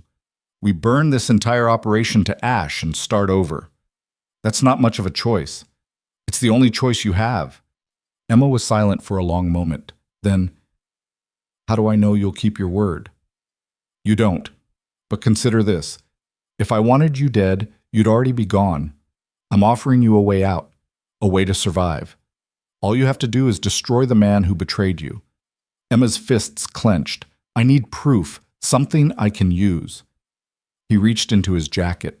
Emma tensed. The men behind him raised their weapons. He pulled out a flash drive, held it up. Everything you need. Financial records, encrypted communications, transactions. Enough to bury Vance 10 times over. He tossed it. Emma caught it. Use it wisely, he said. And remember, we're not enemies. We're businessmen. This is just business. Emma pocketed the drive. What's your name? Does it matter? I like to know who I'm dealing with. He smiled. Call me Volkov. It's not my real name, but it'll do. And the tattoo? The hawk? He pulled back his sleeve. There it was. Black ink, stylized hawk in flight. A reminder of where I came from and what I've built. It's a target. For you, maybe. For others, it's a symbol of power, of inevitability. Emma turned to leave. Phantom 9, she stopped. Your helicopter will be here in 15 minutes. I suggest you be gone by then, because if we meet again, this conversation will end very differently. Emma didn't respond, just walked back up the slope. Hands steady, breathing controlled, every instinct screaming. She reached the outcropping. Vale grabbed her, but what the hell were you thinking? Emma pulled out the flash drive. Getting us leverage. What is that? Proof that Vance is the mole. Vale stared. He told you that? He wants Vance exposed, says it's better for business. And you believe him? I believe he's telling the truth about Vance. The rest? Emma shrugged. We'll figure it out. The sound of rotors echoed in the distance. The helicopter. Emma helped Caleb stand. Let's move. Extraction point's a quarter-mile north. They moved fast, pushing through exhaustion. The helicopter appeared over the trees. A UH-60 Blackhawk, military green. It circled once, then descended into a clearing. The side door opened. A crew chief waved them in. Emma loaded Caleb first, then Vale. She climbed in last, pulled the door shut. The helicopter lifted, banking hard, climbing fast. Below, the forest shrank away. Smoke rose from Marcia's cabin. The SUVs sat abandoned on the logging road. And in the clearing where Emma had spoken with Volkov, 5 figures stood watching the helicopter disappear. Vale handed Emma a headset. What now? Emma plugged in. Now we go after Vance. He's assistant director of the DIA. You can't just walk in and arrest him. I'm not going to arrest him. I'm going to expose him, publicly. Make it so big he can't hide. With a flash drive from a man who's killed dozens of people? With proof. Hard evidence. Something the media can't ignore. Vale shook her head. You're insane. I've been told. The helicopter flew south, back toward the city. The pilot's voice crackled over the headset. ETA 45 minutes. Medicals standing by for your wounded. Emma looked at Caleb. His eyes were closed, breathing shallow. He'd lost blood. Too much. But he was still alive. She turned to Vale. I need access to a secure terminal, somewhere off the grid. I know a place. Journalist safe house, used for whistleblowers. It's clean. How soon can we get there? 2 hours after we land. Emma nodded. Do it. She pulled out the flash drive, turned it over in her hand. It was small, innocuous. But if Volkov was telling the truth, it contained enough evidence to topple one of the most powerful men in U.S. intelligence. If he was lying, she'd just walked into a trap that would destroy any credibility she had left. Either way, she was committed. The helicopter crossed into the city as the sun dipped toward the horizon. The skyline rose ahead, glass and steel catching the golden light. Somewhere down there, Vance was sitting in his office, thinking he was safe. He was wrong. Emma stared out the window, jaw set, mind already working through the next steps. The endgame was close. She could feel it, but so could the people hunting her. The helicopter touched down at a military hospital on the outskirts of the city. Medical personnel rushed out with a gurney. They loaded Caleb, rushed him inside. Emma and Vale climbed out, ducking under the rotors. A man in a suit waited near the building entrance. Tall, thin, nervous. Agent Vale? That's me? Director Carmine wants to see you. Immediately. I'm in the middle of an operation. He knows. That's why he wants to see you. Vale glanced at Emma. This is bad. Then let's get it over with. They followed the man inside through sterile white hallways, past security checkpoints, into an elevator that descended 3 floors. The doors opened into a secure briefing room. Director Carmine sat at the head of a long table, 50s, military background, face like carved granite. He didn't stand when they entered. Sit, he said. They sat. Carmine leaned forward. Do you have any idea what kind of mess you've created? Vale kept her voice steady. We were following a lead on, you were supposed to be investigating assassinations, not blowing up cabins in Vermont, not engaging in firefights with unidentified hostiles, not operating without authorization. With respect, sir, we were ambushed. And you survived. Congratulations. But now you've drawn attention. Media's picking up the story. Local PD wants answers, and I have congressional oversight breathing down my neck. Emma spoke up. We have proof. Carmine's eyes shifted to her. Proof of what? That Assistant Director Vance is the leak, that he's been selling intelligence to foreign contractors for years. Silence. Carmine's expression didn't change. That's a serious accusation. It's the truth. Emma pulled out the flash drive, set it on the table. Everything's on here. Financial records, encrypted comms, transactions. Enough to bury him. Carmine stared at the drive. Where did you get this? A source. What source? One I can't disclose. That's not good enough. It'll have to be. Carmine's jaw tightened. You're asking me to investigate my own assistant director based on evidence from an unnamed source. Do you have any idea how that sounds? It sounds like justice. It sounds like a setup. Carmine stood. You're off the case. Both of you. Effective immediately. Vale's eyes widened. Sir, you can't. I can and I am. You've gone rogue. Violated protocol. Put civilians at risk. I'm pulling you in before you do any more damage. If you pull us, Vance walks, Emma said. Then he walks. I'll investigate him through proper channels. He'll destroy the evidence before you get close. That's my problem, not yours. Carmine pointed at the door. You're done. Go home. Get some rest, and pray I don't file charges. Emma stood slowly. You're making a mistake. The only mistake I made was letting you operate in the first place. Emma walked out. Vale followed, face pale. In the hallway, Vale grabbed Emma's arm. He's covering for Vance. Or Vance has something on him. Either way, we're shut down. Emma kept walking. No, we're just getting started. You heard him. We're off the case. He took us off his case, not mine. Vale stopped. What are you planning? Emma turned. Vance wants us buried. Fine. Let's show him what happens when you bury a ghost. How? We leak the drive. To the media. To Congress. To everyone. Make it so public he can't hide. That's illegal. You'll go to prison. Only if I get caught. Vale stared at her. Then, slowly, she smiled. You're out of your mind. Yeah, but I'm right. When? Tonight. Before Vance realizes what we have. They took a service elevator to the parking garage. Vale's personal car was on the third level, a beat-up sedan that didn't draw attention. They climbed in. Vale started the engine. Where to? The journalist safe house you mentioned. We need a secure terminal and an encrypted uplink. Vale pulled out of the garage, merged into traffic. The city was alive with evening rush hour. Lights, noise, people living their lives, oblivious to the war being fought in the shadows. Emma's phone buzzed, unknown number, again. She answered. What? Volkov's voice. Did you enjoy your meeting with Director Carmine? Emma's blood went cold. How do you... I told you. I have eyes everywhere, including inside your agency. What do you want? To remind you of our agreement, you expose Vance publicly tonight, or I start killing people you care about. I don't care about anyone.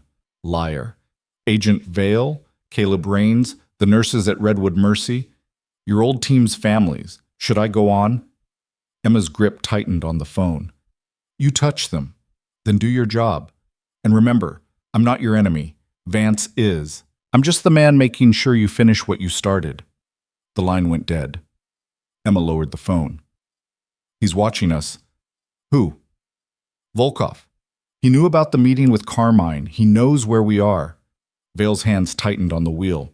Then we're being tracked. Phone? Car? Could be anything. Vale pulled into an alley, killed the engine. Get out! They abandoned the car, pulled batteries from their phones, stripped down to their base layers, checking for trackers. Found nothing. Could be in our gear, Vale said. Vests, weapons. They dumped everything in a dumpster except their sidearms and IDs. Now what? Vale asked. Emma spotted a cab at the end of the alley, flagged it down. We improvise. They climbed in. Vale gave an address. The cab pulled away. 20 minutes later, they arrived at an old brownstone in a quiet neighborhood. Vale paid cash. They got out. This is it? Emma asked. Doesn't look like much, but it's secure. 3 layers of encryption, satellite uplink, off the grid. Vale knocked. 3 times. Pause. Twice more. The door opened. A woman stood there, early 40s, sharp eyes, tattoos visible on her forearms. Marissa, the woman said. Been a while. Hey, Kira, I need a favor. Kira looked at Emma. Who's she? Someone who's about to make a lot of noise. Kira stepped aside. Come in. The interior was sparse but functional. Computers, servers, satellite equipment, everything a whistleblower needed to expose secrets. Kira closed the door, locked it. What do you need? Emma pulled out the flash drive. I need to upload this. Everywhere. News outlets, Congress, WikiLeaks, everywhere that matters. Kira took the drive. What's on it? Proof that a senior intelligence official is selling secrets to foreign contractors. Kira whistled. That'll cause a storm. That's the idea? Kira moved to a terminal, plugged in the drive. Give me 10 minutes. Emma and Vale waited. Emma paced. Vale sat, head in her hands. You okay? Emma asked. I just threw away my career. You did the right thing. Did I? Or did I just help a ghost settle a score? Emma stopped pacing. You think this is about revenge? Isn't it? It's about justice, for my team, for everyone Vance sold out. And after? When Vance is gone? What then? Emma didn't answer. Kira spoke up. It's done. The drive's contents are uploaded to 12 different servers. Cloud-based. Distributed. Even if they take one down, the others will propagate. How long until it goes public? I'm sending it to 6 major news outlets right now. They'll have it within the hour. By morning, it'll be everywhere. Emma nodded. Thank you. Don't thank me. Just make sure it was worth it. Emma and Vale left the brownstone, walked 2 blocks, hailed another cab, gave the address of a hotel downtown, paid cash, checked in under fake names. The room was small, 2 beds, a window overlooking the street. Emma sat on the bed, finally allowing herself to breathe. Her ribs ached. Her hand shook from adrenaline crash, but it was done. Vale turned on the TV, news, local station. Nothing yet. They waited. An hour passed, then another. At 11 p.m., the breaking news banner flashed across the screen. This just in. Explosive allegations against a high-ranking Defense Intelligence Agency official. Documents obtained by this station show evidence of espionage, bribery, and treason. Assistant Director Leonard Vance is at the center of the scandal. We go now to our investigative team. Emma watched as her team's faces appeared on screen. Wade, Oates, Brennan, Nguyen, Perry, all dead, all victims of Vance's greed. The anchor's voice continued. Authorities are calling this one of the largest intelligence breaches in recent history. Vance is currently being sought for questioning. More on this story as it develops. Vale turned off the TV. It's done. Emma nodded. Yeah. So why don't you look relieved? Because it's not over. What do you mean? Emma stood, moved to the window, looked out at the city. Volkov's still out there. Vance was just one piece. There's more. There's always more. Yeah. They sat in silence for a long moment. Then Emma's phone buzzed. The new burner she'd picked up at a convenience store. She answered. Who is this? A different voice, female, cold. You just made a very powerful man very angry. Who is this? Someone who's been watching you for a long time. You're good, Phantom 9. Better than I expected. But you made a mistake. What mistake? You trusted Volkov. You believed his story. And now you're going to pay for it. Emma's stomach dropped. What are you talking about? The flash drive. The evidence. It's real. But it's not complete. Volkov gave you just enough to expose Vance. But the real architect, the one pulling Volkov's strings, you never even got close. Who? That's the wrong question. The right question is, why did Volkov want Vance gone? Emma's mind raced. He's clearing the board, removing competition. Bingo! And you just helped him do it. Congratulations, you've been played. The line went dead. Emma lowered the phone, stared at it. Vale stood. What's wrong? Emma's voice was hollow. We were played. Volkov used us to take out Vance, but Vance wasn't the top. There's someone above him. Who? Emma's phone buzzed again. Text message. Unknown number. She opened it. A photo. Black and white. Surveillance footage. Timestamp 3 hours ago. It showed Director Carmine in a parking garage, shaking hands with Volkov. Below the image, one line of text. Who do you trust now? Emma stared at the photo. Carmine and Volkov, shaking hands like old business partners. The timestamp was clear. 3 hours ago. Right around the time Carmine had pulled them off the case. Vale moved beside her, looked at the screen. No. Yeah. That's not possible. Carmine's been with the agency for 20 years. He's compromised. Emma's voice was flat. Or he's been running this operation from the start. Vale sat down hard on the bed. If Carmine's involved, then everything we did was part of his plan. Exposing Vance, going after Volkov, all of it. Emma's mind worked through the angles. Carmine had authorized Vale's investigation, had given her access to classified files, had known their every move, and now Vance was burning on every news channel while Carmine sat clean. He used us, Emma said. Vance was the fall guy, the sacrifice, but Carmine stays untouchable. Why? Because Vance was greedy, visible. He made mistakes. Carmine's smarter. He's been in the shadows the whole time, letting Vance take the heat. Vale's hand shook. So what do? We prove it, publicly, the same way we did with Vance. With what evidence? That photo could be anything. A meeting. A coincidence. Emma looked at the image again. The angle was deliberate, professional surveillance. Someone had wanted her to see this. Someone who knew exactly how she'd react. Her phone buzzed. Another text. Parking garage. Sublevel 3. Pier Street Station. 1 hour. Come alone. Or everyone you've saved dies tonight. Emma showed Vale.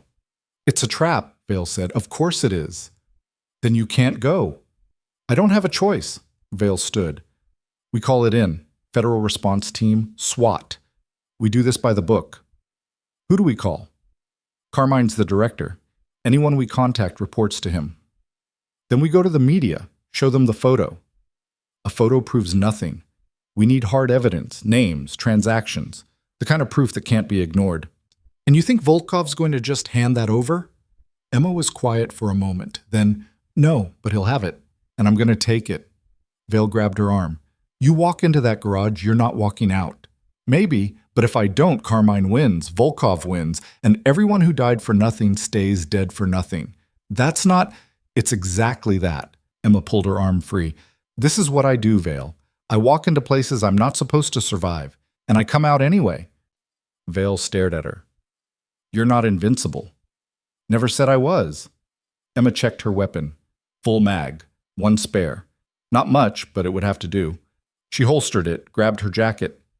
Where are you going? Vale asked. To get insurance. Emma moved to the door. Stay here. Monitor the news. If I'm not back in 2 hours, send everything we have to every outlet that'll listen. Make it so loud they can't bury it. And if you don't come back at all? Emma looked back. Then finish what I started. She left before Vale could argue. The hotel lobby was empty except for a bored desk clerk scrolling through his phone. Emma walked past without making eye contact, pushed through the glass doors into the night. The city was colder now. Wind cutting through the streets. She flagged a cab 3 blocks away, gave the driver an address 2 blocks from Pier Street Station, paid cash, got out. She walked the rest of the way, keeping to shadows, checking her 6 every 30 seconds. No tail that she could see, but that didn't mean anything. Volkov's people were professionals. Pier Street Station was an old metro hub, half abandoned since they'd built the new transit center uptown. The main entrance was chained shut, graffiti covered the walls. Homeless encampments dotted the perimeter. Emma found the parking garage entrance on the south side. The gate was open. She slipped inside. The garage was dark, lit only by failing fluorescent tubes that buzzed and flickered. Her footsteps echoed on concrete. She descended the ramp, weapon drawn, scanning corners. Sublevel 1. Empty. Sublevel 2. Empty. Sublevel 3. A single black sedan sat in the center of the level. Engine off. Lights off. No visible occupants. Emma approached slowly, weapon raised, finger on the trigger.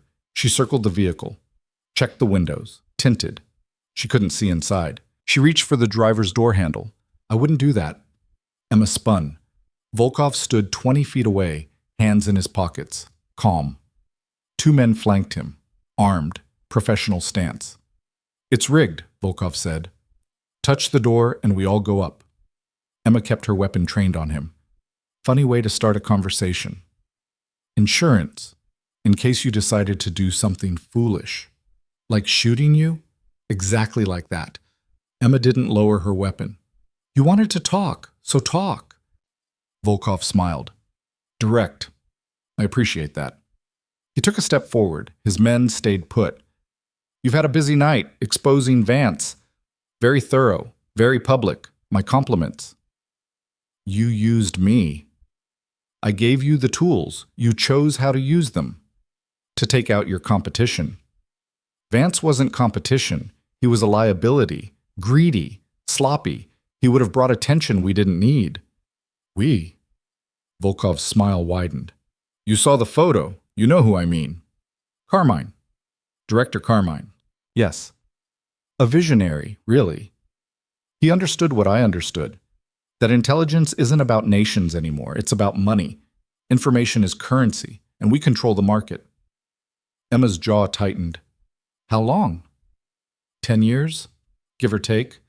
He approached me after a particularly messy operation in Syria, offered me access to classified intel in exchange for a percentage. It's been quite profitable.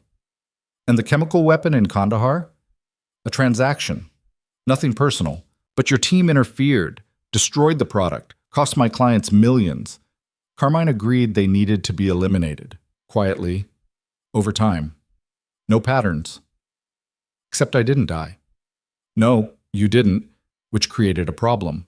Because you're the only one who can identify me, who saw my face, who knows what happened. Emma raised her weapon higher.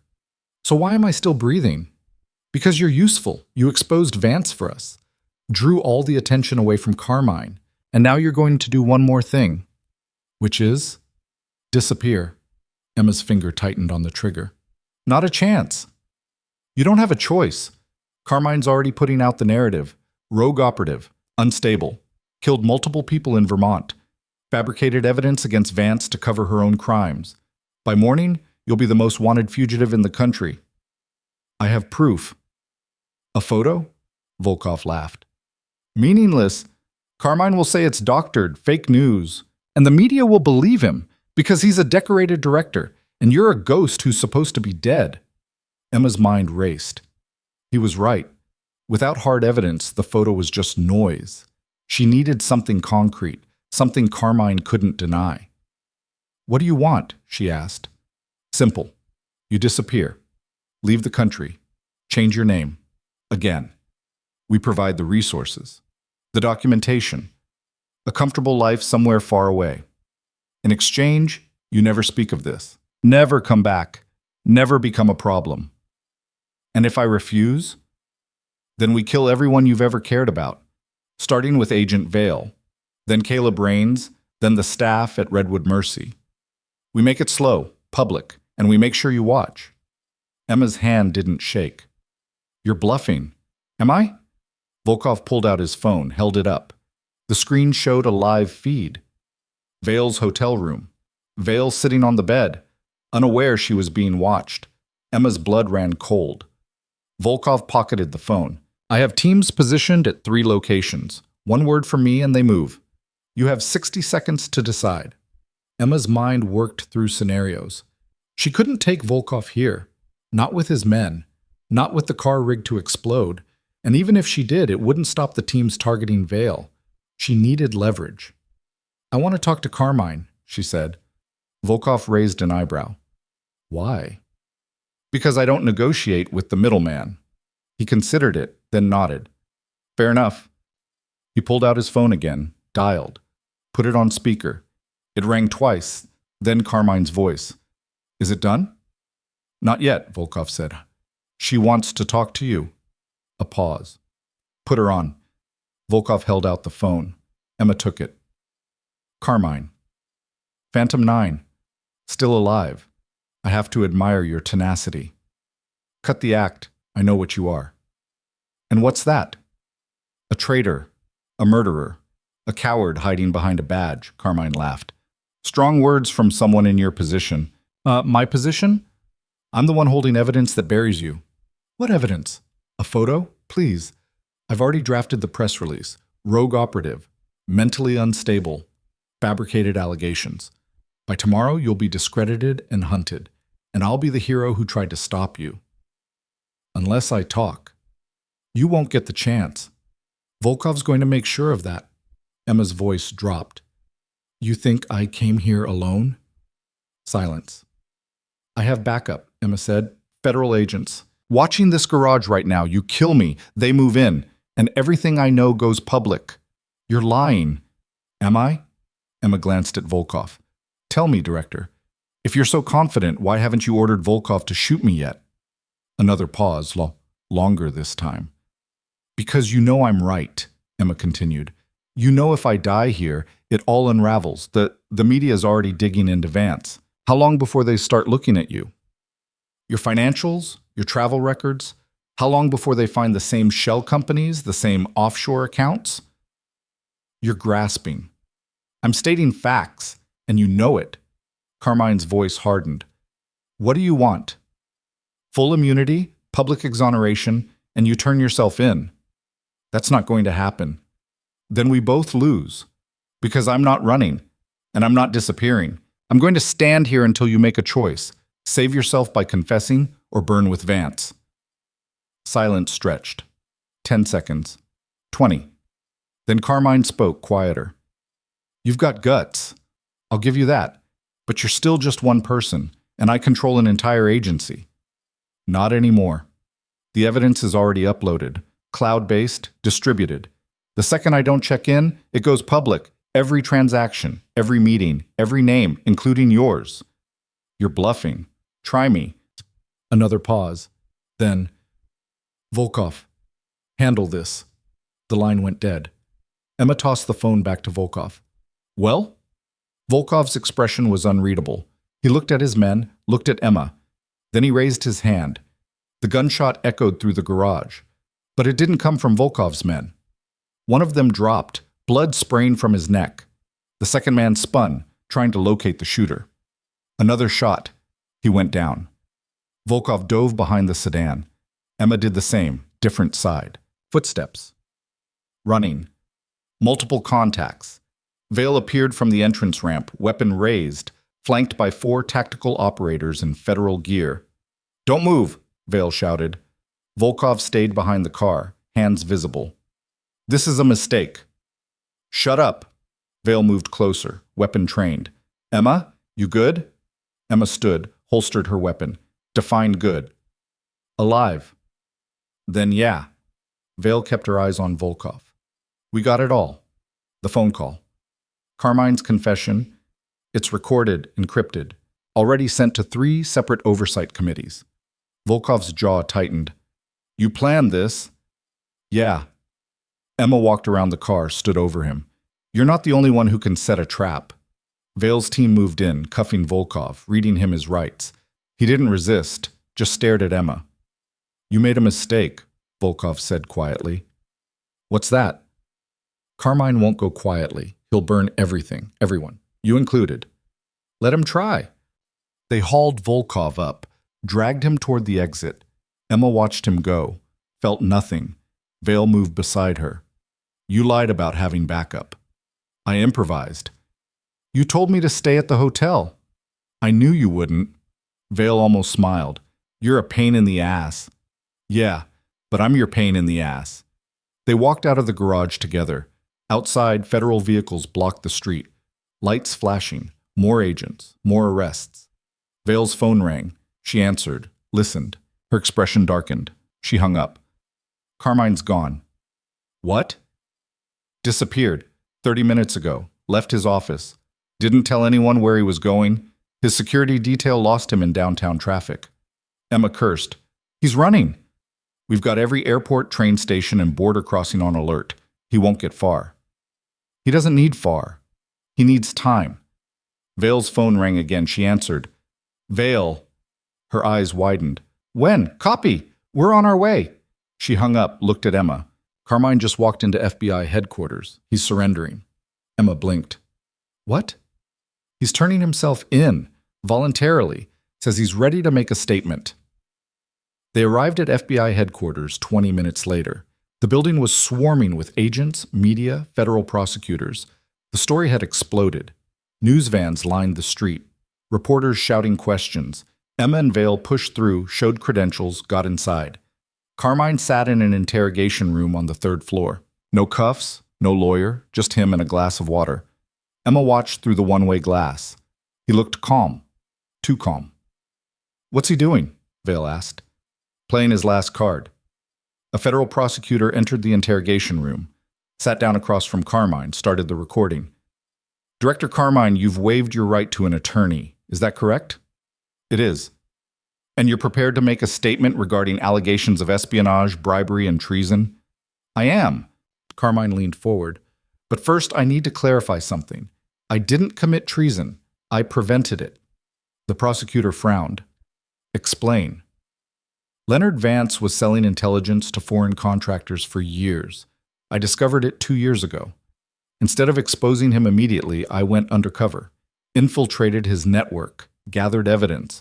I fed him false information, controlled what he sold, and tracked his buyers, including Alexei Volkov.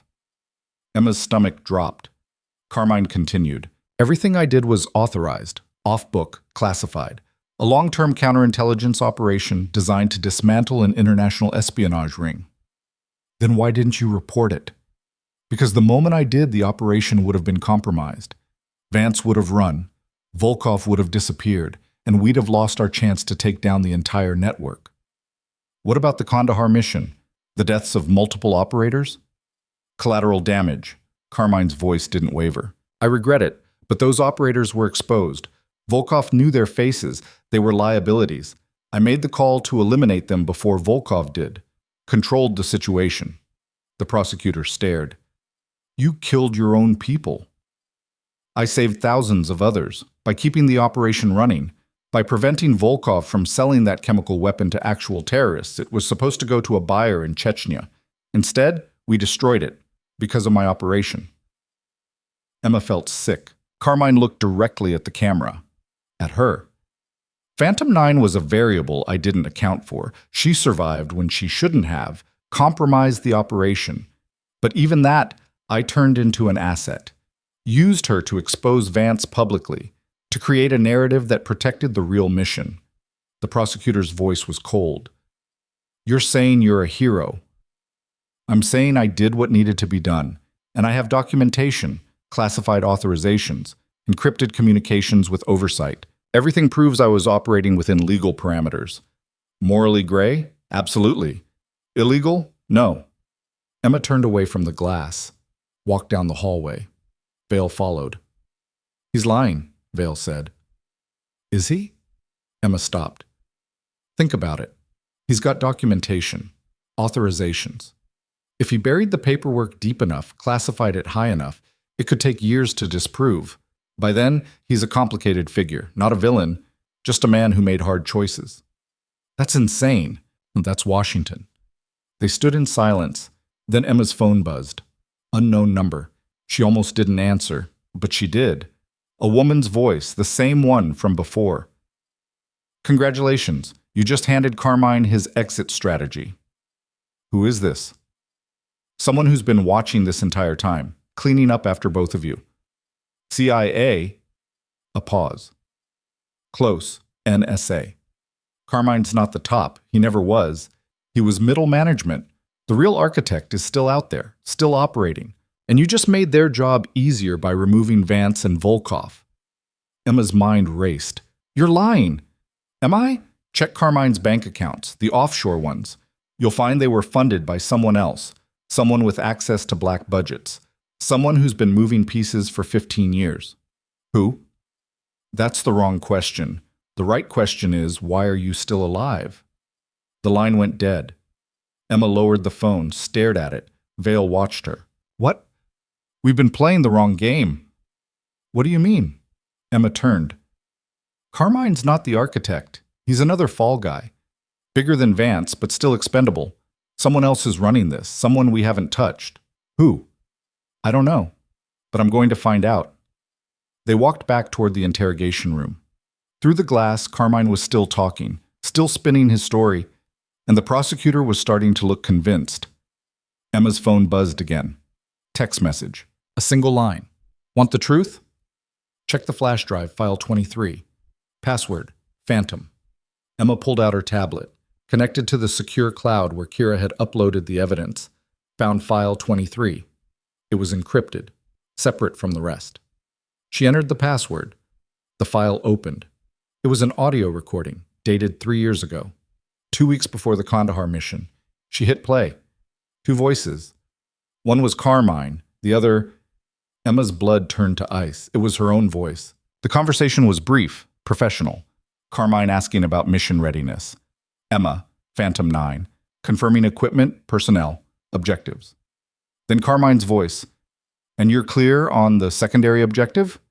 Her voice. Yes, sir. Identify the buyer. Confirm the transaction. Let it proceed. And the team? They'll be told it's a destruction mission, standard protocol. Good. Once the transaction is confirmed, eliminate all witnesses. No loose ends. Understood. The recording ended. Emma stared at the screen. Her hands were numb. Vale grabbed her arm. That's not real. It's fabricated. Is it? Emma's voice was hollow. That's my voice, my cadence, my phrasing. It's an AI deepfake, audio manipulation. We've seen it before. Emma shook her head. What if it's not? What if I was part of this? What if I knew the mission was dirty and I did it anyway? You don't remember? I remember the mission, the firefight, saving Caleb, but the briefing. Emma closed her eyes. It's gone. Blank. Like it was scrubbed. Memory suppression? Or I buried it.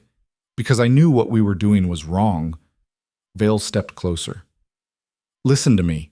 Even if that recording is real, and I don't think it is, it doesn't change what you've done. You've exposed Vance, captured Volkov. You've saved lives. Have I? Or have I just been a weapon someone else was using? You're not a weapon. You're a person. Emma looked at her. Am I? Before Vale could answer, an alarm sounded. Red lights flashed in the hallway. A voice over the intercom. Lockdown. All personnel secure positions. We have a breach. Agents ran past, weapons drawn. Shouts echoed. Vale grabbed Emma. We need to move. They ran toward the exit. The building shook. Explosion. Somewhere below them. Smoke filled the stairwell. They kept moving, reached the ground floor. More explosions. The front entrance was gone, replaced by fire and rubble. Emma and Vale pushed through the smoke, stumbled outside. The street was chaos. Emergency vehicles, casualties. And in the middle of it all, standing calmly, was a figure in a long coat. Emma couldn't see their face, but she knew the architect. The figure raised a hand, waved, and disappeared into the smoke. Emma tried to follow, but Vale pulled her back. We need to get clear. They're here, right there. Emma, the building's collapsing. Emma looked up.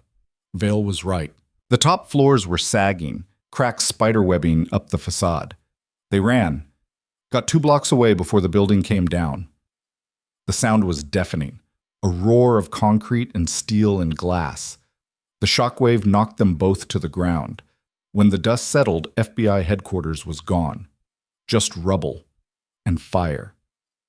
Emma stood slowly, stared at the destruction. Vale's voice was shaking. How many people were in there? Emma didn't answer. She couldn't. Her phone buzzed. One last text. You wanted the truth. Now you have it. Everyone you fought to save is dead. Because of you. Sleep well, Phantom 9. Emma dropped the phone. Fell to her knees. Vale was beside her saying something, but Emma couldn't hear it.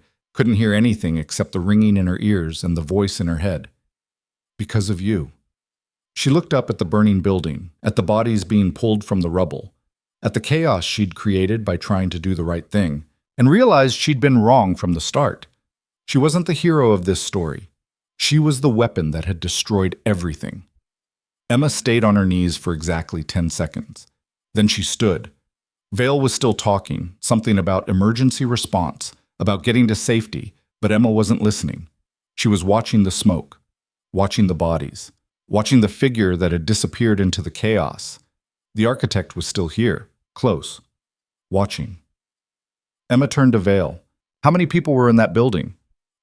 Maybe 200. Admin staff, agents, prosecutors. Carmine? Vale's face went pale. She pulled out her phone, tried calling. No answer. Tried again. Nothing. He was on the 3rd floor, Vale said. Interrogation wing. That section collapsed first. Emma picked up her phone from where she'd dropped it. The screen was cracked but functional. She opened the last text. Read it again. Everyone you fought to save is dead because of you. No, Emma said quietly. What? They want me to believe this is my fault, that I'm the weapon, that I caused this. Emma looked at Vale. But I didn't plant those explosives. I didn't bring down that building. Someone else did. Someone who's been 2 steps ahead this entire time. The architect. Yeah, and they just made a mistake. What mistake? Emma pointed at the rubble. They showed themselves. Not their face, but their pattern. Big, public, designed to cause maximum chaos and pin it on me. How is that a mistake? Because chaos creates evidence, witnesses, forensics. You can't blow up a federal building without leaving a trail. Vale's eyes narrowed. You want to investigate the bombing. I want to find who did it, because they're the key to everything. Sirens wailed in the distance. Emergency vehicles were arriving. Fire trucks, ambulances, federal response teams. The area would be locked down in minutes. Emma grabbed Vale's arm. We need to move before they quarantine the scene. Where? Somewhere we can think. Regroup. Figure out who's pulling the strings. They ran. Cut through alleyways, avoided main streets, came out 6 blocks away in a commercial district. Vale flagged a cab. They climbed in. Where to? The driver asked. Vale gave the address of a diner on the outskirts of the city. 24-hour place. Anonymous. The driver nodded and pulled away. Emma's mind was already working through the pieces. Carmine had been about to confess or spin his story into something defensible. Either way, he was talking, and someone had silenced him. Permanently. Which meant the architect didn't want Carmine's version of events getting out, even a sanitized one. Why? Because Carmine knew something that could identify the architect. Emma pulled out her tablet. The flash drive files were still accessible. She scrolled through, looking for anything connected to Carmine's superiors. Anyone he reported to. Anyone with oversight. Vale watched over her shoulder. What are you looking for? A name. Someone Carmine answered to. Someone with enough clearance to authorize black ops. That's a short list, deputy director level or higher. Narrow it down. Who's left? Vale thought. 3 people. Deputy Director Forensics, Mark Ryland, Deputy Director Operations, Sarah Kellerman, and Deputy Director Intelligence, James Navarro. Emma pulled up personnel files. Started with Ryland, career bureaucrat, 15 years in forensics, clean record, no red flags. Kellerman, former field operative, solid background, multiple commendations, nothing unusual. Navarro. Emma stopped. James Navarro, 52, 25 years with the agency, multiple overseas postings, Syria, Afghanistan, Iraq. He'd been in Kandahar 3 years ago, not on the mission, but in the region, coordinating intelligence. Emma's pulse quickened. She dug deeper. Navarro's financial records were clean, too clean. No offshore accounts visible, no shell companies, nothing, which was exactly the problem. Someone with Navarro's access and postings should have some irregularities, Emma said. Expense discrepancies, travel anomalies, something, but his records are perfect. Meaning they've been scrubbed, or fabricated. Emma pulled up Navarro's travel logs, cross-referenced them with operational reports from Kandahar. Found a gap. 3 days in August, 3 years ago, right before the mission. Navarro's logs showed him in Washington, but operational cables showed someone with his clearance accessing classified briefings in Kandahar. He was there, Emma said. He was in Kandahar when the mission was planned, and then he disappeared from the records. Vale leaned closer. That's not proof. It's a thread. Emma kept digging, found communications logs, encrypted messages between Kandahar and Washington during the mission. Sender, unknown. Recipient, unknown. But the routing signature matched Navarro's clearance level. He was coordinating, Emma said, feeding intel to both sides, us and Volkov, making sure the mission went exactly how he wanted. Why? What does he gain? Emma thought. Then it clicked. Control. Carmine said it himself. Intelligence is currency. Navarro's been selling access to the highest levels of classified operations, not just to Volkov, to anyone who pays. He uses people like Carmine and Vance as cutouts. If they get caught, he stays clean. And when Carmine was about to talk, Navarro silenced him, along with everyone else in that building. The cab pulled up to the diner. They paid, got out. Inside, the place was nearly empty. A waitress behind the counter, a cook in the back, 2 truckers at a booth. Emma and Vale took a corner table, ordered coffee, waited until the waitress left. We need to move on this, Vale said. Fast, before Navarro realizes we're on to him. He already knows. He's been watching us the whole time. Then what's the play? Emma thought. We do what we did with Vance. We go public. But this time, we don't use the media. We go straight to Congress. Oversight committees. People Navarro can't touch. With what evidence? A travel discrepancy and some encrypted messages? With testimony. Mine, yours, Caleb's. We tell them everything, on the record, under oath. Force an investigation. Vale shook her head. Navarro will have us discredited before we get 3 words out. Rogue operatives, conspiracy theorists will sound insane. Emma's jaw tightened. Then we make him come to us. How? Emma pulled out her phone, sent a message to the number that had been texting her. The architect's number. I know who you are, Navarro, and I'm coming for you. She hit send. 30 seconds later, a reply. Good. I was getting bored. Let's finish this. Warehouse District, Pier 9. 1 hour. Come alone or Vale dies. Emma showed Vale the message. Vale cursed. You just challenged him. Yeah. He'll have an army waiting. Probably. So what's the plan? Emma looked at her. Same as always. Walk in, adapt, survive. That's not a plan. That's suicide. You have a better idea? Vale was quiet. Then, we bring backup, Federal Response Team, SWAT, surround the warehouse, force him out. He'll see them coming, disappear, and we're back to square one. Then what? Emma leaned forward. We wire me. Audio and video, live feed to every oversight committee in Washington. He talks, they hear it. He confesses, it's on the record. Undeniable. Vale considered it. That could work. If he talks. He will. He's arrogant. He thinks he's won. He'll want to gloat. And if he just shoots you, then at least they'll have proof he's dirty. Vale stared at her. You're serious? Always. Vale pulled out her phone. Made a call. This is Agent Vale. I need a wire. Full spectrum. Audio, video, GPS. Encrypted uplink. And I need it in 30 minutes. She listened. I don't care what you have to do. Make it happen. She hung up. Looked at Emma. This is insane. Yeah, but it's the only move we have left. They finished their coffee, left cash on the table, walked out into the night. A black van was waiting 2 blocks away. Vale's contact. They climbed in. A tech handed Emma a small device. Looked like a button, military grade. Pin it inside your jacket, the tech said. It'll transmit everything within a 50-foot radius. Battery life is 3 hours. Says signals encrypted and bounce through 5 different satellites. No way to jam it. Emma pinned it to her collar. How many people are watching? Right now, just us. But once you activate it, the feed goes to 12 separate oversight committees. House, Senate, Inspector General. They'll all see and hear everything in real time. Good. The tech handed her an earpiece. This is for Vale.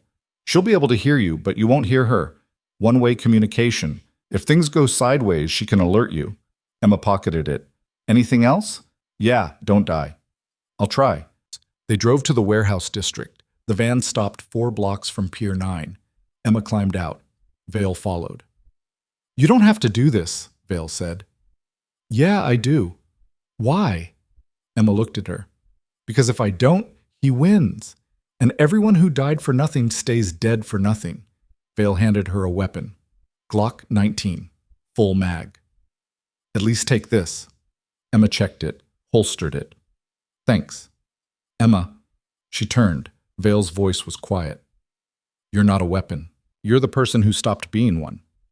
Emma almost smiled. We'll see. She walked away. Vale climbed back into the van. The tech activated the wire. Emma moved through the shadows toward Pier 9. The warehouse loomed ahead, dark and silent. No lights, no visible guards, but she knew they were there. She approached the main entrance, a rolling door, half open. She slipped inside. The interior was cavernous, empty shipping containers stacked 3 high, rusted machinery, broken pallets. And in the center, under a single flickering work light, stood a man. James Navarro. He was older than his photos. Gray at the temples, sharp suit, calm expression, like he was attending a board meeting instead of a confession. Phantom 9, he said. Punctual. I appreciate that. Emma walked closer, stopped 20 feet away. Navarro? Deputy Director Navarro, if we're being formal. I don't do formal with traitors. He smiled. Traitor. That's a strong word. I prefer entrepreneur. You sold out your country. I provided services to interested parties. For a fee. That's capitalism. You killed my team. I eliminated liabilities. That's risk management. Emma's hand moved toward her weapon. I wouldn't, Navarro said. He raised his hand. Red laser dots appeared on Emma's chest. 6 of them. Snipers in the rafters. Emma froze. Sit down, Navarro said, gesturing to a crate. Let's talk. Like adults. Emma sat, slowly. Hands visible. Navarro stayed standing. You've been quite the problem. I'll admit I underestimated you. Most people who die stay dead. But you? You came back, exposed Vance, captured Volkov, forced my hand with Carmine. Impressive. Flattery won't save you. I'm not looking to be saved. I'm looking to make you an offer. Not interested. You haven't heard it yet. Emma kept her voice steady. I don't work for people like you. People like me? You mean people who understand how the world really works? Who know that nations are just lines on a map and loyalty is a transaction? I mean people who murder innocent civilians to cover their crimes. Navarro's expression didn't change. The building was a necessity. Carmine was about to spin a story that would have delayed investigations for years. I couldn't allow that. So you killed 200 people. I removed a complication. The casualties were unfortunate but acceptable. Emma felt the wire pressing against her collar, felt the weight of 12 committees watching, listening. She needed him to say more, needed him to hang himself. Why? She asked. Why betray everything you swore to protect? Navarro laughed. You really don't understand, do you? I didn't betray anything. I optimized it. Intelligence agencies are obsolete. Dinosaurs. The real power is in private hands, contractors, corporations, people who move faster than governments. I'm just ahead of the curve. By selling state secrets. By providing market access. Do you know how much a classified operational plan is worth to the right buyer? Millions. And I've sold dozens over the years to Russia, China, Israel, Iran, whoever pays. And the chemical weapon in Kandahar? A particularly lucrative deal. My clients wanted access to advanced biochemical agents. I arranged the transaction. Your team interfered, so I arranged for them to be eliminated. Emma's hands clenched. You killed them for money. I neutralized threats to my business model. It's nothing personal. It's everything personal. Navarro stepped closer. You still don't get it. You think this is about justice, morality, right and wrong, but those are just words. The only thing that matters is power. And I have it. You don't. You sure about that? Navarro frowned. What? Emma smiled. You've been talking for 3 minutes, confessing to treason, espionage, murder, and conspiracy, and 12 congressional oversight committees just heard every word. Navarro's face went pale. You're wired. Full audio and video, live feed, encrypted, already distributed. Even if you kill me, it's too late. Navarro's jaw tightened. He raised his hand, the laser dots centered on Emma's head. Then you die here, he said. Maybe. But you're finished.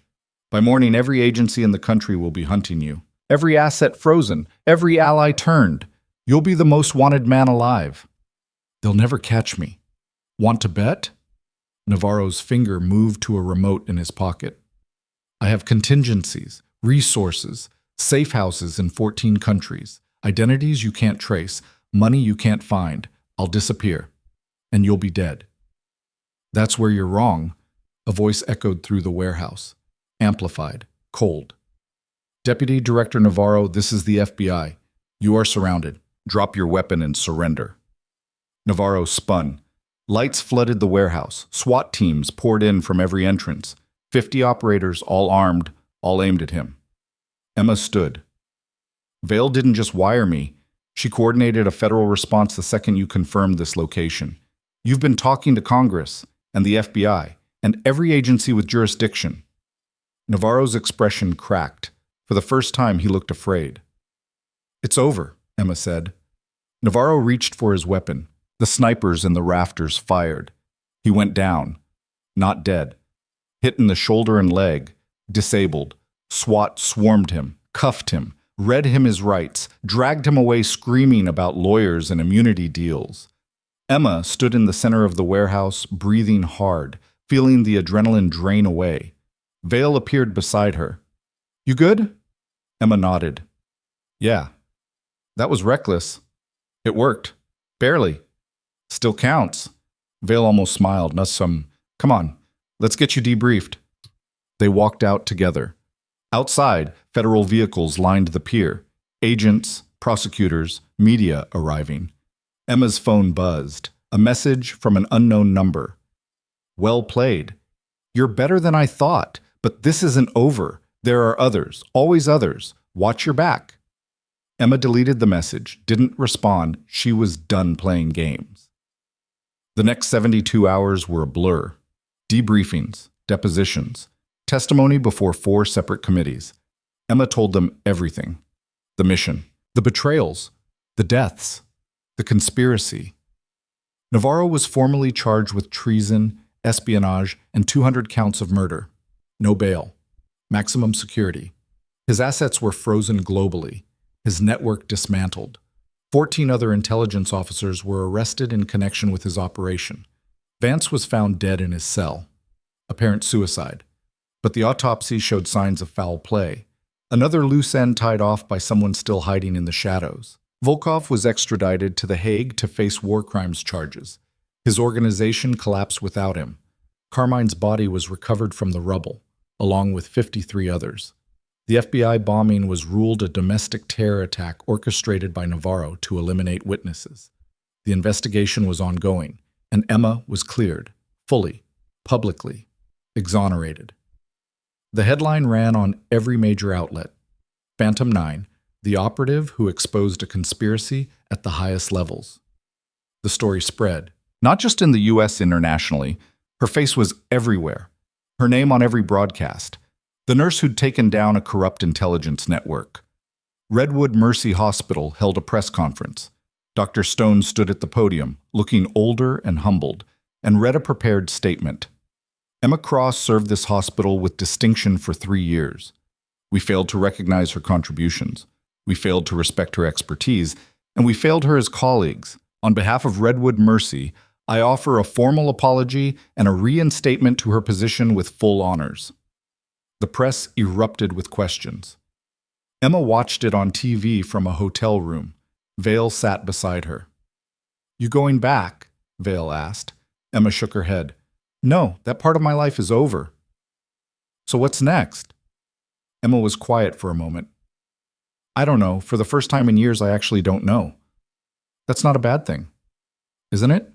Vale smiled, young. No, it means you get to choose. For yourself, not for a mission, not for a cover identity. Just you. Emma looked at her. What about you? Me? I'm staying with the agency. Someone's got to clean up the mess Navarro left. Might as well be me. You'll do good work. I learned from the best. They sat in silence for a while. Then Vale stood. I should go. Briefing in an hour. Emma stood too. Vale. She turned. Thank you for trusting me, even when you shouldn't have.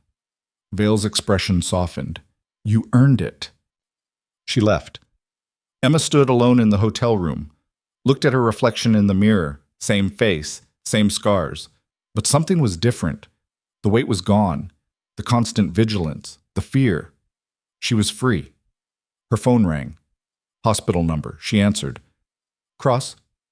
Emma, it's Caleb. You're awake. Barely. They've got me on enough painkillers to drop a horse. But I wanted to call, say thanks. For what?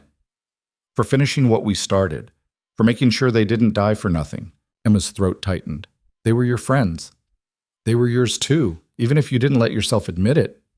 Yeah. So what now? You coming to visit? I'm bored out of my mind here. Emma smiled. Yeah, I'll come by. Good. Bring coffee. Hospital stuff tastes like dirt. Deal. She hung up. 2 weeks later, Emma walked back into Redwood Mercy Hospital, not as an employee, as a visitor. She found Caleb in a recovery room on the 4th floor. He was sitting up, leg in a full cast, eating terrible Jell-O. You brought coffee? He asked. Emma held up 2 cups. Black, no sugar. My hero. They sat together, talked about nothing important, recovery timelines, physical therapy, the weather, normal things, human things. After an hour, Emma stood to leave. Hey, Caleb said, you ever think about going back to the field? Emma considered it. No, I'm done being a weapon. What about being a medic? She paused. What do you mean? There are organizations, private, non-government. They deploy medical teams to conflict zones, places where people need help and can't get it. It's dangerous. It's hard. But it's real. And it's a choice. Emma thought about it. You recommending something? Caleb pulled a card from his bedside table, handed it to her. Just saying, if you want to save lives without someone else telling you how, that's an option. Emma took the card. Read it. Global Relief Medical Corps, saving lives in the world's most dangerous places. She pocketed it. I'll think about it. Do that. Emma left the hospital, walked out into the late afternoon sun.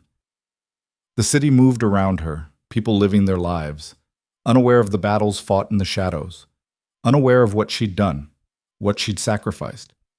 But that was okay.